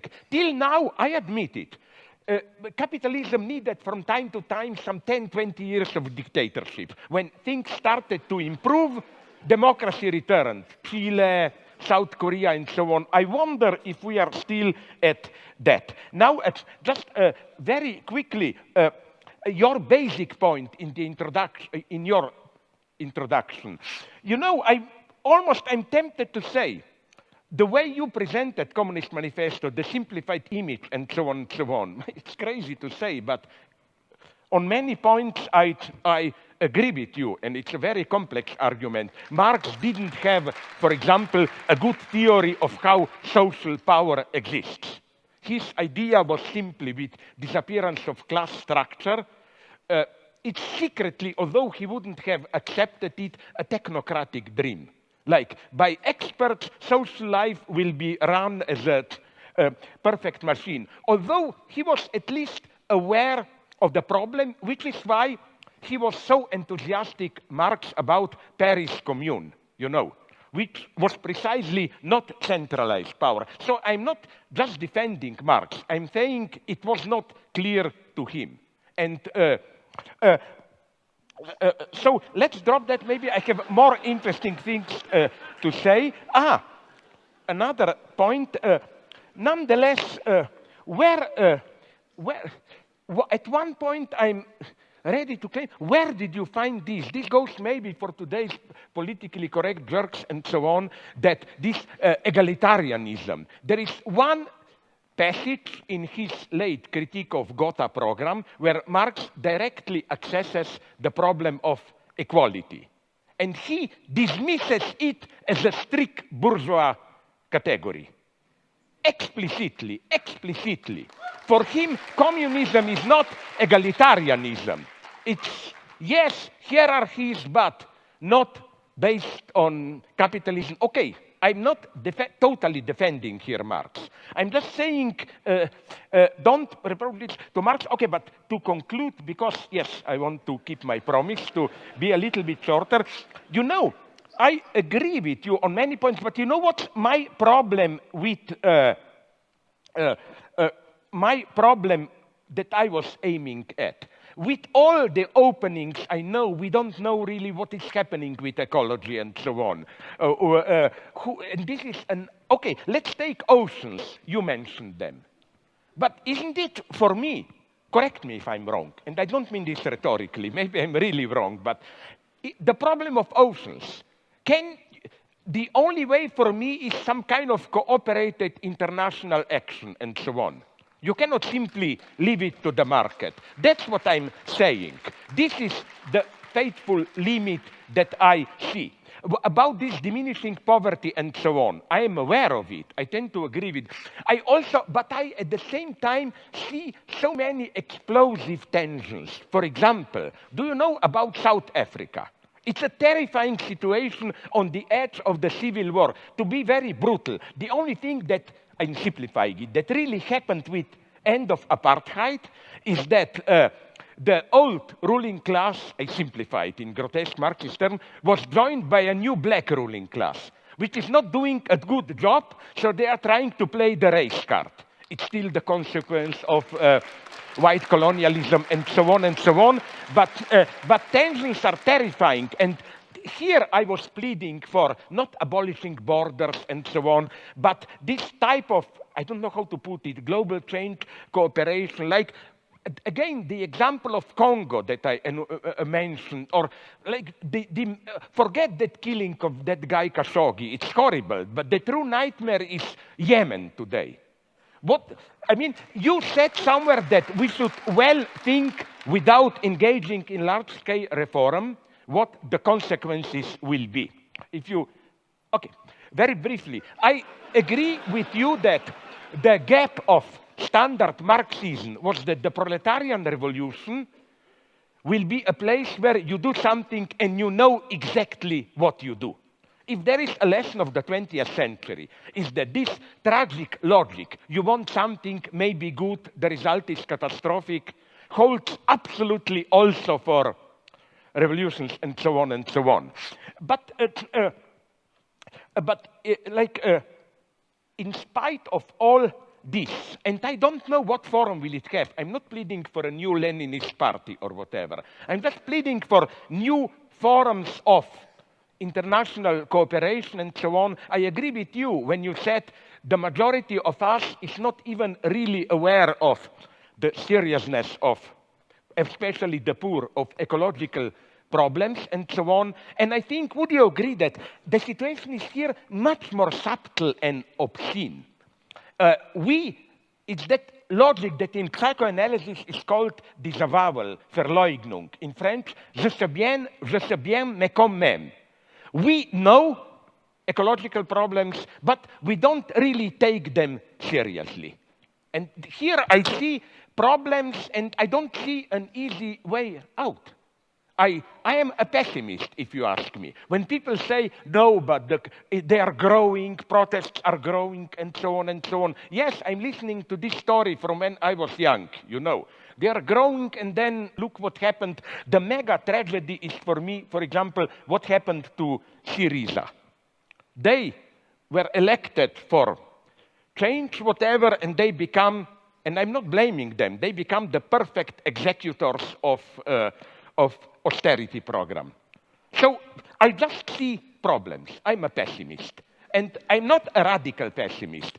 But you have to, maybe here we are different. I noticed with your final speech, that final moment of your intervention, that it's very strange, because usually Marxists have this stupid optimist anthropology. Just get rid of capitalist terror and we will all be happy. My God, I'm much more a pessimist. I don't believe in human goodness.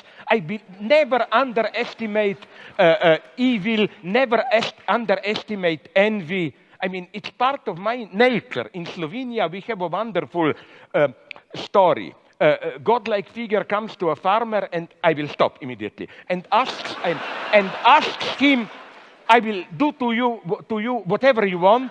Just, I warn you, I will do twice the same to your neighbor. You know what Slovene farmer answers? Fine, take one of my eyes. You know, we are in this. Don't underestimate this. I don't see any simple, clear way out. Thank you.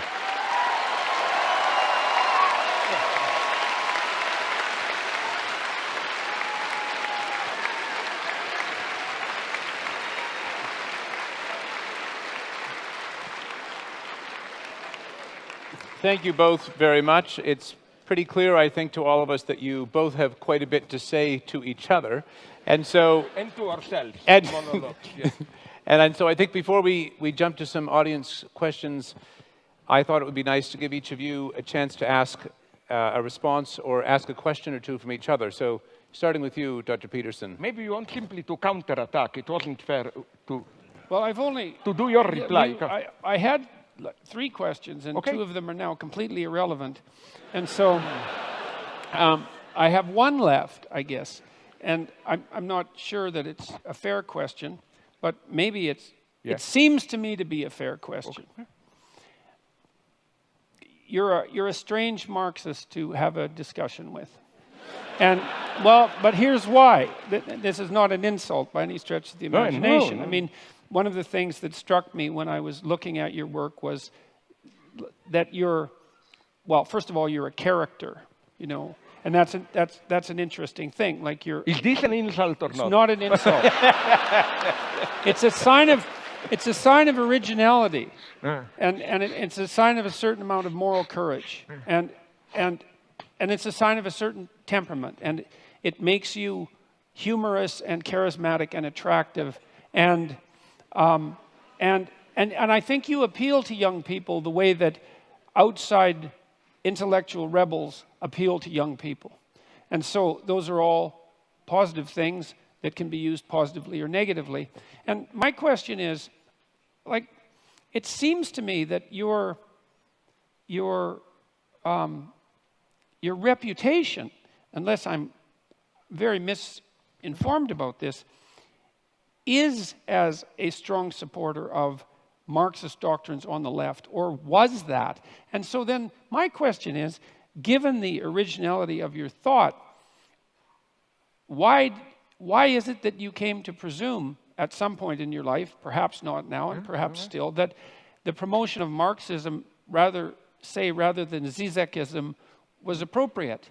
Because it seems to me that there's enough originality in your body of thought and lateral thinking in the manner in which you approach intellectual ideas that there's just no reason for you to be allied with a doctrine that's 170 years old and that is, if capitalism is rife with problems, is twice as rife with problems as that. And so you're kind of a mystery to me in that way. And so that's my question. Okay. Very briefly, I developed systematically in my book critical insights into many traditional Marxist theses, so no doubt here.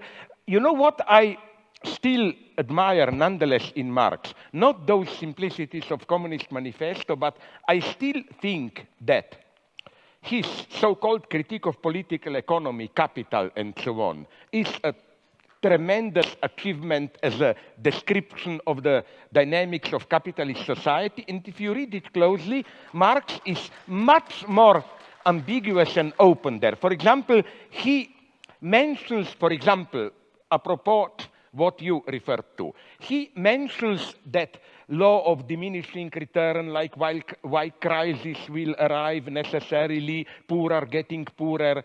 But then he is honest enough to enumerate 7 or 8 counter tendencies. And if you read him closely, you will see that precisely those tendencies prevailed later. Or forget Communist Manifesto, go to read his political analysis of its unsurpassable 18 Brumaire and so on of the 1848 revolution, which are incredibly complex, no traces of that class binary there.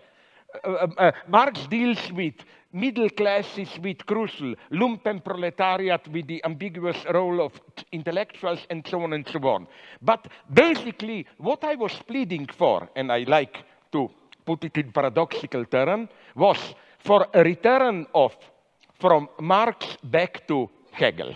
I define myself more as a Hegelian. Why? Hegel is considered a madman, you know, the guy, absolute knowing, and so on and so on. No, Hegel is much more modest and open. The danger in Marxism is, for me, this teleological structure. We are at the 0 point, but there is a unique chance of a reversal into a new emancipated society and so on. And the danger here is that of self-instrumentalization. Proletarian Communist Party is an agent of history which knows the laws of history, to put it, follows them, and so on. That's the catastrophe. In Hegel, such a position is strictly prohibited. In Hegel, whenever you act, you err. So, you know, you have to, there is no position of this pure acting where you know what you are doing and the result will be. So this would be my main point. So yes, my formula is kind of ironically, I know Hegel is the greatest idealist, materialist reversal of Marx by turning back to Hegel. For Hegel, Hegel says in a part that people don't read, Introduction to Forward to Philosophy of Right, he says explicitly that the owl of Minerva takes off in the evening when there is dusk. So philosophy can just grasp a social order when it's already in its decay. Philosophy cannot see into the future. It's radical openness. We need this openness today. The tragedy today, maybe we agree here, is that we really don't have a basic, how should I call it, cognitive mapping. I don't think we have here a clear insight into where we stand, where we are moving, and so on and so on. So I'm much more, again, sincerely of a pessimist. Please, yeah, reply. Can I ask you now a question? Let me reply? respond, Yeah, and then you can ask me a question. Of course. So, sorry. Well, I don't have anything to quibble about with what you just said. But. Well, no, there's not even a but, really. It's that even if what you said about Marx's more sophisticated thought is true, I think the unfortunate reality is that any support for Marxism, especially directed towards those who are young, is likely to be read as support for the most radical and revolutionary proclivities. And I would say that as they're outlined in the document that I described, in the Communist Manifesto, that they're of extraordinary danger. And so it seems to me that by attempting to, rescue the sheep, you've sort of invited the dragon into the house. And that seems to me to be dangerous and unfortunate. Here I can answer you by asking you my question. Because, very naively, you mentioned, first, do you really, where did you find the data that I simply don't see it? Okay, let me begin by this. You designate your, under quotation marks, I'm not characterizing here, enemy, or what you are fighting against, as sometimes you call it postmodern neo-Marxism. I know what you mean. All this, from political correctness to these excesses of whatever spirit of envy and so on and so on. Do you think they are really, where did you find this data? I don't know them. I would ask you here, give me some names or whatever. Where are the Marxists here? I don't know any. Who is a Marxist here? Well, show me any big names of political correctness. Well, I think they fear like a good vampire fears garlic. This is why they are already, the one who is not a Marxist, but at least approaches economic topic, Bernie Sanders, he is already under attack as white male and all that stuff and so on. My problem would be with this one. What you describe as postmodern neo-Marxism, where is really the Marxist element in it? They are for equality. Sorry, where? They are for equality at these cultural struggles, proper names, how do we call each other? Do you see in them, in political correctness and so on, any genuine will to change society? I don't see it. I think it's a hyper-moralization, which is a silent admission of a defeat. That's my problem. Why do you call, it's not a rhetorical question for politely saying you are an idiot, you don't know what you're talking about. It's simply, I would like to know, because you, and I like this often, when you attack somebody, you said aggressively, and what should? Read more, tell me, whom. So I'm asking you now, not read more, I don't advise you, but who are? Give me some names and so on, and who are these postmodern, egalitarian, neo-Marxist, and where do you see any kind even of Marxism? I see in it mostly an impotent, an utterly impotent moralization. Please, I'm so sorry that I was too long. No, that's no problem. Please. Well, I mean, organizations like Jonathan Haidt's what's it called? Heterodox Academy, and other organizations like that have documented an absolute dearth of conservative voices in the social sciences and the humanities, and about 25%, according to the what I think are reliable surveys, approximately 25% of social scientists in the US identify themselves as Marxists. And so there's that. But where are the results? Okay, but Can you name me one? I know a couple of Marxists. For example, who does very solid economic work. Yeah. I don't totally. David Harvey, one. But he writes very serious books of economic analysis and so on and so on. Then there is the old guy who is far from simplification, Frederick Jameson and so on. But they are totally marginalized today. In this politically correct mainstream, you know, I don't see. Well, yeah, your question seemed to me to focus more on the peculiar relationship that I've noticed and that people have disputed between postmodernism and neo-Marxism. And I see the connection between the postmodernist types and the Marxists as a sleight of hand that replaced the notion of the oppression of the proletariat by the bourgeoisie as the oppression by one identity group by another. Totally agree with you. Okay, so so now look, we could but have. But that's precisely a non-Marxist gesture par excellence. Well, that's the I guess that's where we might have a dispute, because I think what happened, especially in France in the 1960s, is as the radical Marxist postmodern types like Derrida and Foucault realized that they were losing the moral battle, especially after the information came out of the Soviet Union in the manner that it came out, that the whole, and so on, that the whole bloody Stalinist, the whole Stalinist catastrophe, along with the entire Maoist catastrophe, that they didn't really have a leg to stand on.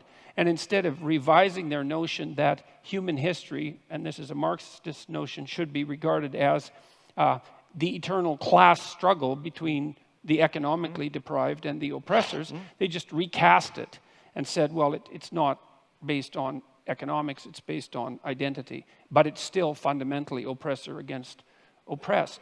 And to me, that meant that they smuggled the fundamental narrative of Marxism and many of its goals back into the argument without ever admitting that they did so. Now, I've been criticized, for this supposition, because people who are postmodernists say, look, one of the hallmarks of postmodernism is skepticism of meta-narratives. It's like, I know that perfectly well. And I also know that Marxism is a meta-narrative, and so you shouldn't be able to be a postmodernist and a Marxist. But I still see the union of those two things in the insistence that the appropriate way to look at the world is to view it as the battleground between groups defined by a particular between individuals defined by a particular group identity, so that the group identity becomes paramount, and then the proper reading is always oppressor versus oppressed.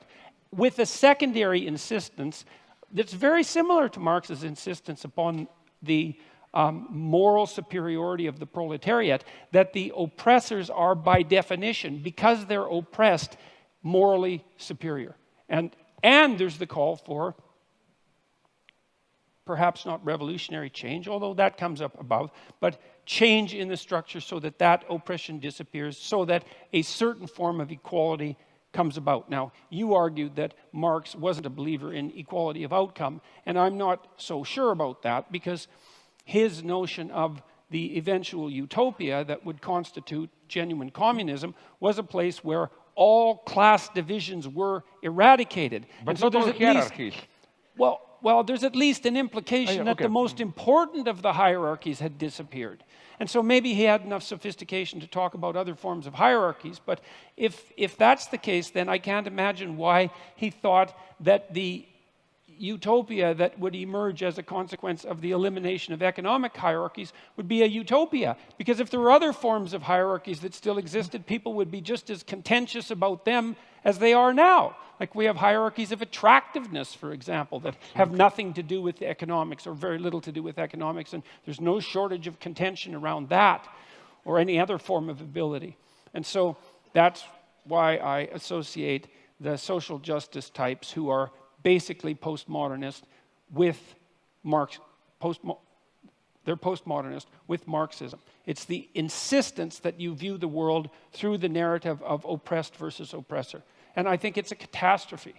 I think it's a catastrophe. And you appear to think that it's a catastrophe as well. Just one sentence, and then you can reply. It's so strange that you mention, for example, somebody like Foucault, who, for me, are you aware that his main target was Marxism? Okay, for him represented his game was never a radical change, and this is what I don't like in this, what you call postmodern, let's not call them Marxists, but revolutionaries. It's this enjoying your own self-marginalization. The good thing is to be on the margin, you know, like not in the center and so on and so on. It almost made me nostalgic for old communists who at least had the honesty to say, no, we don't enjoy our marginal position. We want to do something central power. I find so disgusting. It's no wonder you don't get invited to lots of places. Yeah.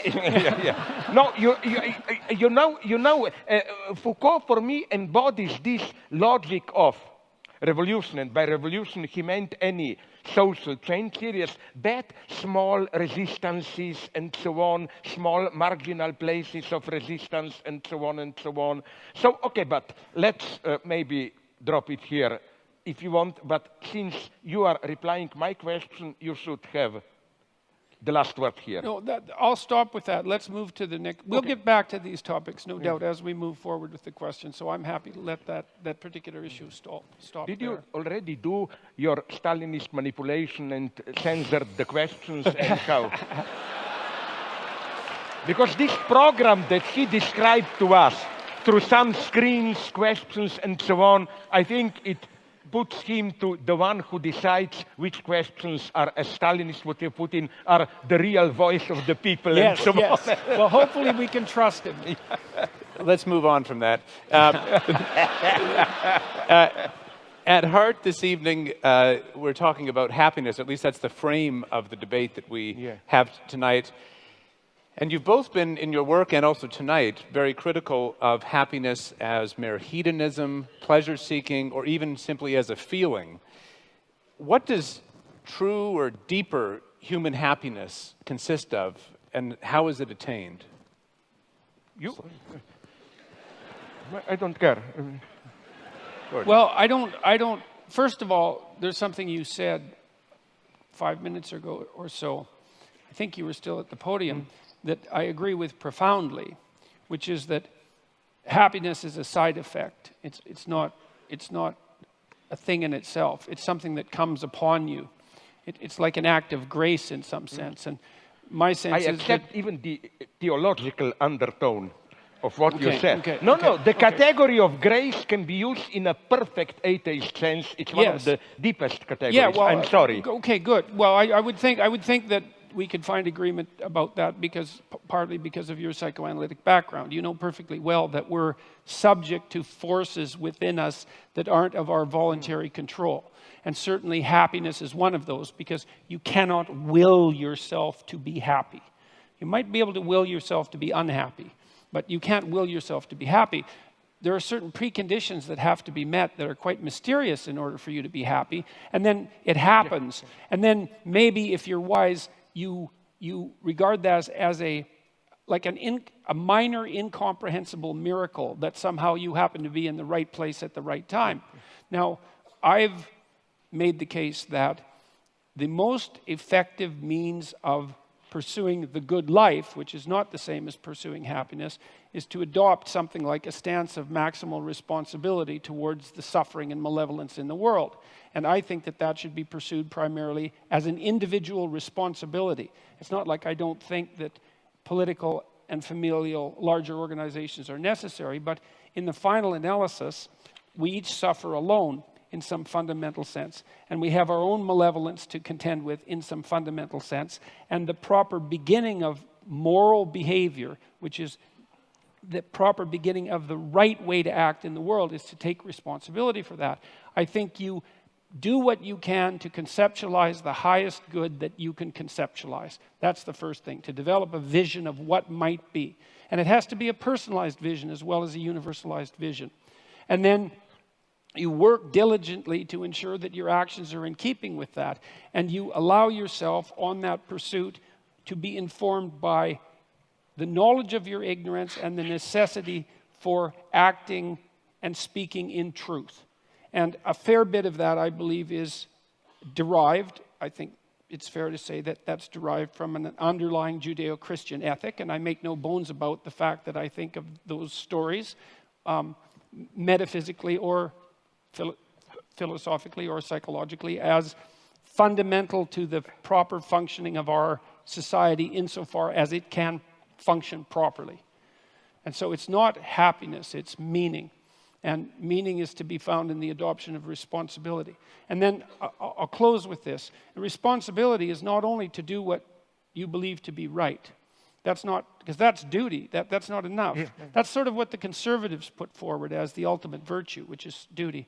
It's not that. It's that you're acting in a manner that is in accordance with what you believe to be right, but you're doing it in a manner that simultaneously expands your ability to do it, which means that you cannot stay safely ensconced within the confines of your current ethical beliefs. You have to stand on the edge of what you know and encounter continually the consequences of your ignorance to expand your domain of knowledge and ability so that you're not only acting in an efficient manner, but you're increasing the efficiency and productivity and meaningfulness of what it is that you're engaged in. And I think that, and I believe that the psychological evidence supports this, even the neuropsychological evidence, is that that's when true happiness descends upon you, because it's an indication from the deepest recesses of your psyche, biologically instantiated, that you're in the right place at the right time. You're doing what you should be doing, but you're doing it in a manner that expands your capacity to do even better things in the future. And I think that's the deepest human instinct there is. It's not rational. It's far deeper than that. And it's something that's genuine and that exists within us and that constitutes a proper guide if you don't pervert it with self-deception and deceit. So that's my perspective.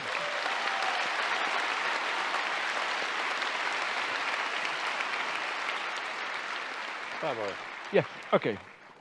I'll try, if you are stupid enough to believe me, to be brief. You know? First, I like very much what you began with, this grace, or whatever we call it, moment of happiness. And I would like to, would you agree that the same goes for love, I think? We have in English, and they have it in French. I don't know if in other languages they have it. They use the verb to fall in love, which means it's in this sense, in some sense, a fall. You are surprised, you are shocked. Authentic love, I think, is something very traumatic even in this sense. I always like to use this example. Let's say you live a stupidly happy life. Maybe one night stand here and there, you drink with friends, then you fall in love passionately. This is, in some sense, a catastrophe for your life. All the balance is lost and so on. Yes, you know. That's why Cupid has arrows. Sorry? Yeah, yeah. Right. Yeah.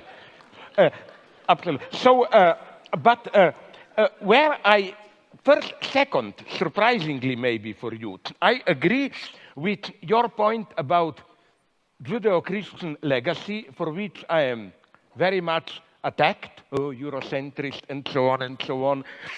You know, I wonder if you would agree with it. I will try to condense it very much. You know what's for me the deepest, I simplify to the utmost, something unheard of, and I, as an atheist, accept the spiritual value of it, happens in Christianity.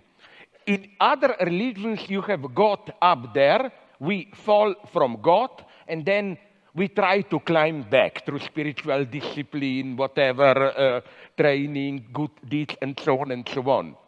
The formula of Christianity is a totally different one. As we philosophers would have put it, you don't climb to God. God, you are free in a Christian sense when you discover that the distance that separates you from God is inscribed into God himself. That's why I agree with those intelligent theologists, like my favorite, Gilbert Keith Chesterton, who said that the cross, the crucifixion, is something absolutely unique because in that moment of Eli, Eli, lama sabachthani, Father, why have you abandoned me? For a brief moment, symbolically, God himself becomes an atheist in the sense of, you get a gap there. And that is something so absolutely unique. It means that you are not simply separated from God. Your separation from God is part of divinity itself. And we can then put it also in other terms, maybe closer to you, like that. That's why, for me, happiness is not some blissful unity with highest value. It's the very struggle, the fall, and so on. And that's why I hope we both worry about what will this possibility of so-called, I'm horrified with it, what Ray Kurzweil calls singularity and this blissful state. I prefer not to know, but the final point, very brief. What I only don't quite get, why do you put so much access to this? We have to begin with a personal change. I mean, this is also the second or which one, I don't remember, forgive me, of your slogans in your book. First set your house in order, then. But I have an extremely common sense, naive question here. But what if in trying to set your house in order, you discover that your house is in disorder precisely because the way the society is messed up, which doesn't mean, okay, let's forget about my house. But you can do both at the same time, and I would even say, I will give you now the ultimate example, yourself. Isn't it that you are so socially active? Because you realize that it's not enough to tell to your patients, set your house in order. Much of the reason of why they are in disorder, their house, is that there is some crisis in our society and so on and so on. So my reproach to you, benevolent, would have been, the joke, tea or coffee, yes, please. Like individual or social, yes, please, because this is obvious in extreme situation. Like, I hope we agree to say to somebody in North Korea, set your house in order, no? But I think in some deeper sense, it goes also for our societies. I'm just repeating what you are telling. You see some kind of a social crisis, and I don't see clearly why to insist so much on this choice. Because, sorry, just to finish, I will give you an example that I think perfectly does it. How do we usually deal with ecology? By this false personalization, They tell you, what did you do? Did you put all the Coke cans on the side? Did you recycle all paper and so? Yes, we should do this. But, in a way, this is also a very easy way to discharge yourself. You say, okay, I do the recycling, so up. I did my duty, let's go on. So I would just say, why the choice there? Okay, so first of all, I have to point out that you have unfairly tasked me with 3 very difficult questions. And so I'm hoping that I can... That's life. That's life. As you said, life is a challenge. Yes. And so on. So I'm hoping that I have the mental wherewithal to keep them in track and answer them in order, but you can help me if I stray. I was very interested in your comments about Christ's atheism on the cross, that final moment of atheism. That's something I'd never thought about in that way. Chesterton did. Yeah. Chesterton orthodoxy. A short book, excellent. No, it's a very interesting thought, because it's an unbelievably merciful idea in some sense, that the burden of life is so unbearable. And you see in the Christian passion, of course, torture, unfair judgment by society, betrayal by friends, and then a low death. And so that's about as bad as it gets, right? Yeah. Which is why it's an archetypal story, right? It's about as bad as it gets. And the story that you describe points out that it's so bad that even God himself might despair about the essential quality of being. Yeah. Right. So that is merciful in some sense, because it does say that there is something that's built into the fabric of existence that tests us so severely in our faith about being itself that even God himself falls prey to the temptation to doubt. And so that's, okay, now, this is where things get very complicated, because I want to use that in part to answer the other questions that you answered. Look, there's a very large clinical literature that suggests that if you want to develop optimal resilience, what you do is you lay out a pathway towards somewhere better. Someone comes in, they have a problem. You try to figure out what the problem is, and then you try to figure out what might constitute a solution. And so you have something approximating a map, right? And it's a tentative map of how to get from where things aren't so good to where they're better. And then you have the person go out in the world and confront those things that they're avoiding, that are stopping them from moving towards that higher place. And there's an archetypal reality to that. It's you're in a fallen state, you're attempting to redeem yourself, and there's a process by which that has to occur. And that process involves voluntary confrontation with what you're afraid of, disgusted by, and inclined to avoid. And that works. Every psychological school agrees upon that, is that exposure therapy, the psychoanalysts expose you to the tragedies of your past, and redeem you in that manner. And the behaviorists expose you to the terrors of the present and redeem you in that manner. But there's a broad agreement across psychological schools that works. And my sense is that we're called upon as individuals precisely to do that in our life, is that we are faced by this unbearable reality that you made reference to when you talked about the situation on the cross, is that life itself is fundamentally, and this is a pessimism that we might share, is fundamentally suffering and malevolence. But, and this is I think where we differ, I believe that the evidence suggests that the light that you discover in your life is proportionate to the amount of the darkness that you're willing to forthrightly confront, and that there's no necessary upper limit to that. So I think that the good that people are capable of is actually, it's a higher good than the evil that people are capable of. And believe me, I do not say that lightly, given what I know about the evil that people are capable of. And I believe that the central psychological message of the biblical corpus, fundamentally, is that. That's why it culminates in some sense with the idea that it's necessary to adopt, it's necessary to confront the devil and to accept your, what would you say, the unjustness of your tortured mortality.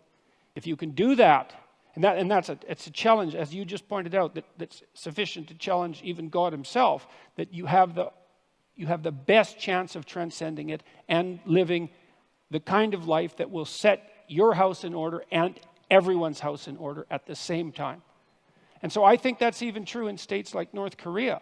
And I'm not asking people to foolishly immolate themselves for pointless reasons, when I'm working with people who are clinically and they have a terrible oppressor who's their boss at work, I don't suggest that they march in and tell them exactly what they think of them and end up on the street. It's not helpful, And so the pathway towards adopting individual responsibility happens to be a very individual one. But I do believe that the best bet for most people is to solve the problems that beset them in their own lives, the ethical problems that beset them, that they know are problems, and that they can set themselves together well enough so that they can then become capable of addressing larger scale problems without falling prey to some of the errors that characterize, let's say, over-optimistic and intellectually arrogant ideologues. I'll close, but very briefly. Let me close with one thing. One of my favorite quotes from Carl Jung, it's actually a quote that I used at the beginning of my first book, which was called Maps of Meaning, was that if you take a personal problem seriously enough, you will simultaneously solve a social problem. And this bears on your point, because it's not like your small family, even the relationship between you and your wife, is immune in some sense to the broader social problems around you. And so let's say right now there's tremendous tension between men and women in the West, and that's certainly the case given the divorce rate. Let's say that would be some evidence. And the later and later ages that people are waiting to become enter into permanent relationships. There's a real tension there. And then if you do establish a relationship with a woman or a partner, but we'll say a woman in this particular case, you are instantly faced with all of the sociological problems in a microcosm in that relationship. And then if you work those damn problems out, if you can work them out within your relationship, then you can get some insight. It's not complete insight, but you can get some partial insight into what the problem actually is and get the diagnosis right, and you've moved some small measure forward in addressing what might constitute the broader social concern. And what's even better, you're punished for your own goddamn mistakes. And that's another thing I like about the idea of working locally, is that, if I do broad-scale social experiments and they fail, it's like, well, tough luck for the people for whom they failed. But if I'm experimenting on myself within the confines of my own relationship and I make a mistake, I'm going to feel the pain. And that's good, that's just, but it also gives me the possibility of learning. And so I believe that you do solve what you can about yourself first before you can set your family straight and before you should dare to try to set the world straight. Otherwise you degenerate into this kind of, you already talked about it, this shallow moralizing, well, I've divided my goddamn Coke cans up, and now I can spend more money on new packaging at the supermarket, which is exactly what the psychological research indicates that people do if they perform a casual moral action.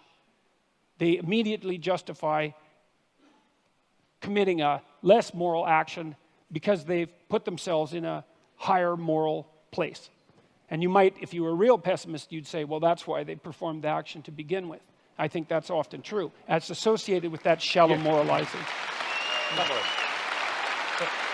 Are we too much in this direction? Or again, I will put in my Stalinist terms, would you go as far as to say, who needs the people? We talk for the people and we know better than the people. No, because I don't want to take too much of the time for the public, but you know what interests me? Would you then agree, because this is how Hegel reads the story of the fall, that fall really is felix culpa in the sense that for Hegel, before the fall, we are simply animals. It's through the fall that you perceive goodness as what will drag you out of the fall. So in this sense, fall is constitutive of the very, it's not you fall from goodness. You fall, and that's the dialectical paradox. Your fall retroactively creates what you fell from, as it were. And that's the tough lesson for cheap moralists to accept. But where I see, very briefly, maybe a counter question. What fascinates me, we didn't cover this, I didn't cover this, but speaking about ideology, would you agree? What fascinates me more and more is not big ideology in the sense of projects and so on. In our cynical era, people claim, oh, we no longer take them seriously and so on. But, and here, for me, social dimensions enters even our intimate space. Implicit beliefs, ideological presuppositions, why not, which we embody in our most common daily practices. For example, probably some of you already know it, I will nonetheless repeat a very shortened version. I was occupied at some point by the structure of toilets in Western Europe. I noticed this specificity of German toilets where, the shit doesn't disappear in water. It is there exposed so that you smell it, and control it for whatever, and I immediately associated it with German spirit of poetry and reflection and so on. It's a bad joke, but what I'm saying is that in a sense, and I've spoken with some specialists, I was so intrigued by how do you construct toilets, and they admitted it. There is no direct utilitarian reason. It is as if even in something as vulgar as going to the toilet, ideology in this deeper sense is there.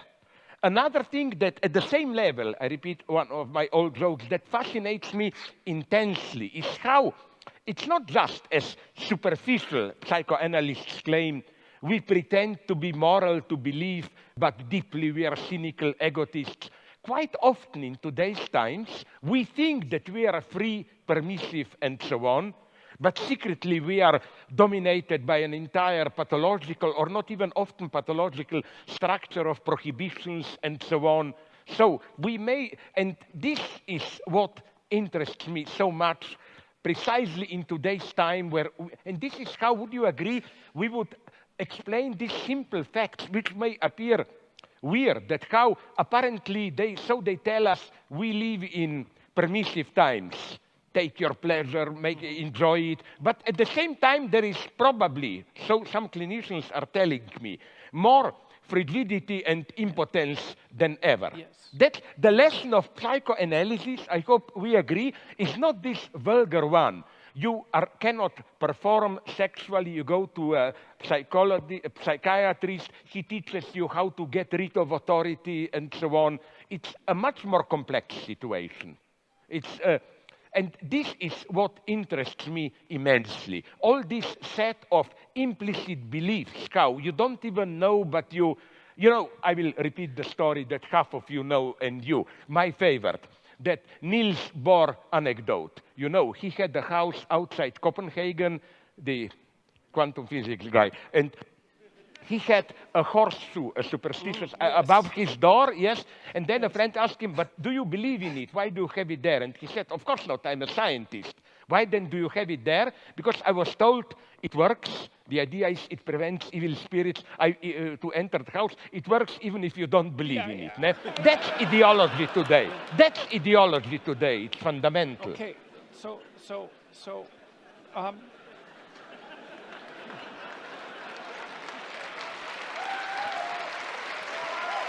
I want to solicit from you to tell a joke. Don't you see this? I think that people.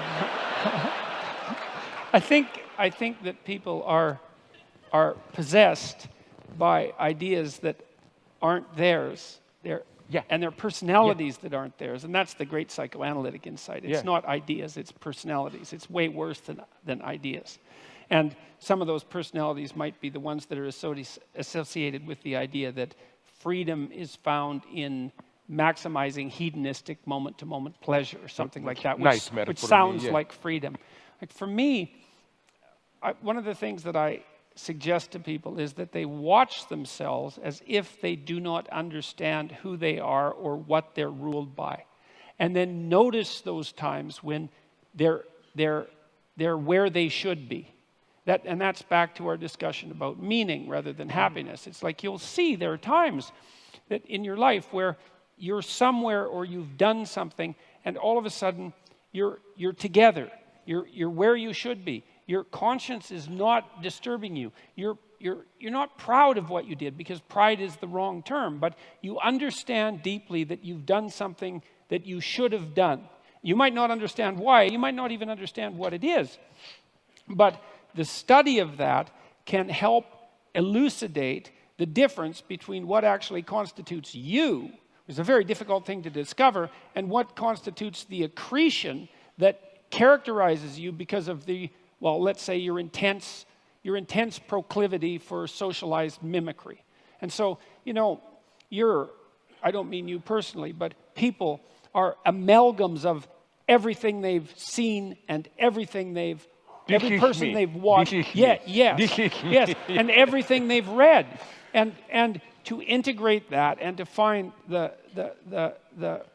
truth that constitutes that integration is an incredibly difficult endeavor. And one of the reasons why in 12 Rules for Life, for example, I suggested that people try to tell the truth or at least don't lie is because one of the ways, apart from pursuing what appears to you to be meaningful, one of the ways of escaping from that possession by the kind of ideology that you're describing, which is it's like an unconscious of unidentified axioms. It's something like that, even though they take personified form. They're like personalities, is to stop saying things you know not to be true. It's a nice pathway forward. The original rule was tell the truth. And I thought, no, that's not any good because you're so biased and limited and ignorant and possessed that you don't know what the truth is. And so you can't be asked to tell it. But everyone does have the experience of being about to say or do something that they know by their own, they know as deeply as they can know anything about themselves, that utterance or action is wrong, and they still do it. Now, my suggestion is, try to stop doing that. And one of the consequences, well, you can try in small ways, like you might not be able to manage it in big ways. But now and then, you're tempted to do something that you know to be wrong.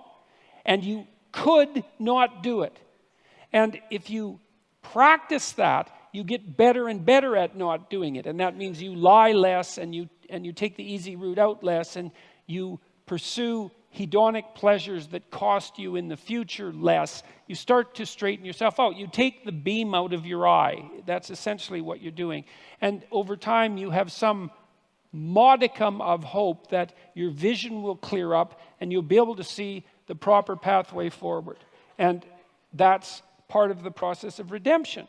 And it seems to me to be in your grasp. You're capable of doing that. You have a conscience. It does inform you from time to time correctly about the difference between good and evil, the consequence, the knowledge, the consequence of the fall that you described, which I think you described in very eloquent terms, and that you can slowly make your way back to the straight and narrow path that's characterized by maximal meaning, but also, see, this instinct of meaning is a sophisticated one. It's not that I'm making a case for the individual, like Ayn Rand makes a case for the individual. That's not it. I'm making a case for individual responsibility. That's not the same thing. It's like there is something that's good for you, but it has to also be good for your family. If it's just good for you, that's not good enough. And if it's good for you and your family and it's not good for society, then that's not good enough either. And so the responsibility is to find a pathway that balances these things in a harmonious manner. It's like I got a lot of this thinking from Jean Piaget and his idea of equilibrated states, right? Is you're attempting to find something like a game that everyone is willing to play that can be played in an iterative manner and not degenerate. Well, hopefully actually ascend, if that's possible. Hopefully become a better and better game across time. And I do believe that you can do that. I do believe that you can do that if you're guided by truth, and I do believe that the pathway to that is the phenomenology of meaning.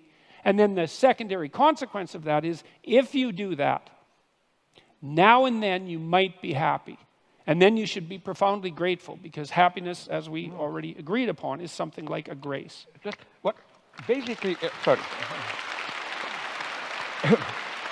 Again, my pessimism comes here. I agree with you, but the danger here ideology can massively enter. You describe a nice situation. You are tempted or ordered or whatever to do something that you know it's wrong.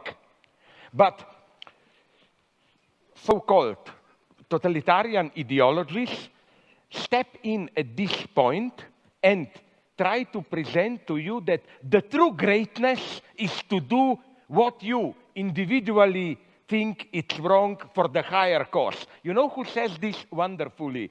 A horrible guy, not one. Heinrich Himmler of SS.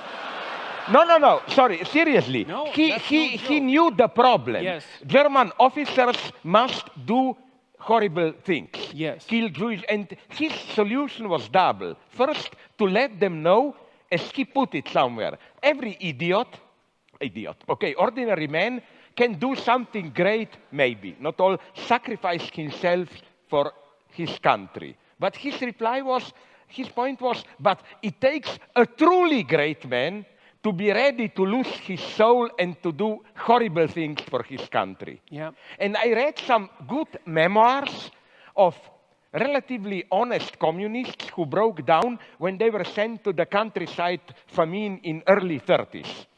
And this is what they were told by apparatchik. You will see horrible things, children starving and so on.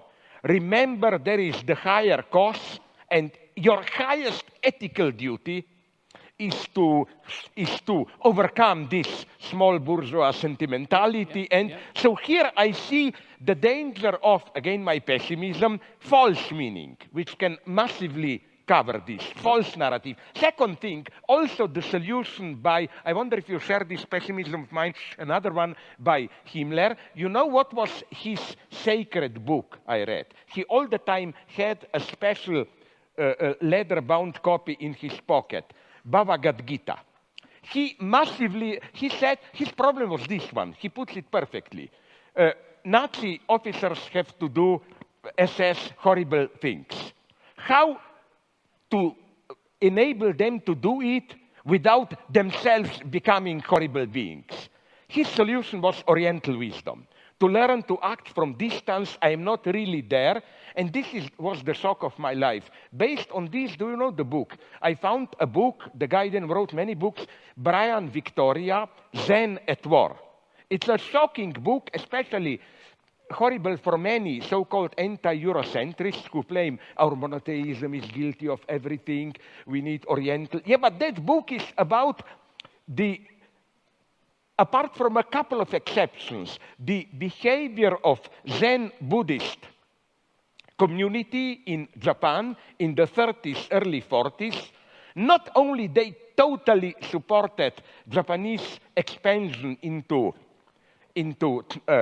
China, they even provided properly Zen Buddhist justification for it. For example, the one, you know who did this? No, you are not as old as me. I remember him, D.T. Suzuki, the great yeah, but okay, he was doing this in the 60s, but as a younger guy, he was fully supporting Japanese militarism, and one of his justifications was this one, the advice of Japanese military to them to support Zen Buddhist training. Because he says, it's one of the most horrifying things that I've ever read, he said, sorry, don't take it personally, but let's say an officer orders me, if I were to tell this to you, it would be too obvious, so I pick you, I have to kill you, stab you with my knife. And he says, if I remain in this illusionary self, then I feel responsible, I kill you. But he says, if you are enlightened by Zen Buddhism, then you know there is no substantial reality.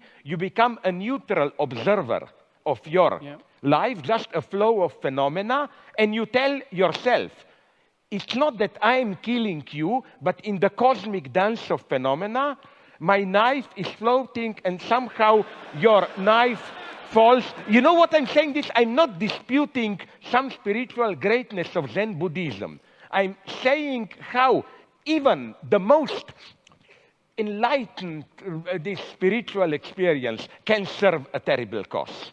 Now, because we're running very quickly out of time, and it's clear that this conversation could go for a very long time, I'm going to ask one representative question here and give you each 1 minute each. And that is simply this. Coming from online, what is one thing you hope people will leave this debate with, and why? Jordan.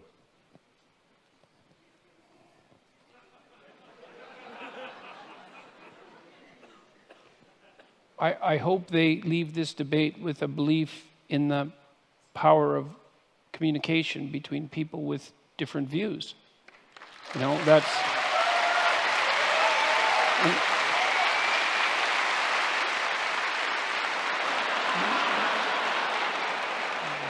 I mean, there is a growing idea on college campuses, tell me if I go over my minute, that there really is no such thing as free speech because people are only the avatars of their group identity and they have nothing unique to say. And besides that, there's no communication across boundaries of identity or belief. And I think that that's an unbelievably dangerous and pernicious doctrine. And I think that people of goodwill, despite their differences, can communicate, and they can both come out of that communication improved, even though there might be some dissent and some dissent and some dissent on the way. And so that's what I would hope people would come out of this. Thank you. I will be more concrete, even politically. There is today, so it appears, this big conflict between all that postmodern stuff that you oppose and this alt-right and so on. I hope sincerely that we made at least some people to think and to reject this simple opposition. There are quite reasonable, well, the only alternative to alt-right is not political correctness and so on. And now I'm speaking not for you, but for me. Please, if you are a leftist, don't feel obliged to be politically correct. Think, don't be afraid to think. And especially, would you agree, one great version of not thinking is how immediately, if they don't agree with you, you are labeled a fascist. But that's the laziness. People find something they don't agree with, instead of thinking, they think about something we all agree was a bad thing, you are a fascist, and so on. You know, it's not as simple as that. Even Trump, of whom I'm deeply critical, no, I'm sorry to tell you, yes, he is a catastrophe in the long term and so on, but he is not a fascist. You make it all too easy to play these games. I just want not a positive result, but to shatter you a little bit, to make you think. I have always felt that the greatest conversations are unfinished ones. Please join me in thanking Slavoj Žižek and Jordan Peterson for a great unfinished conversation.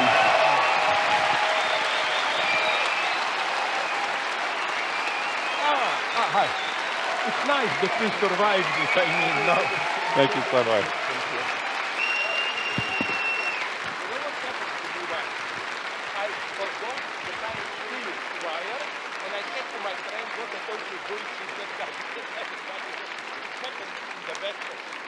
So we waved everyone all right.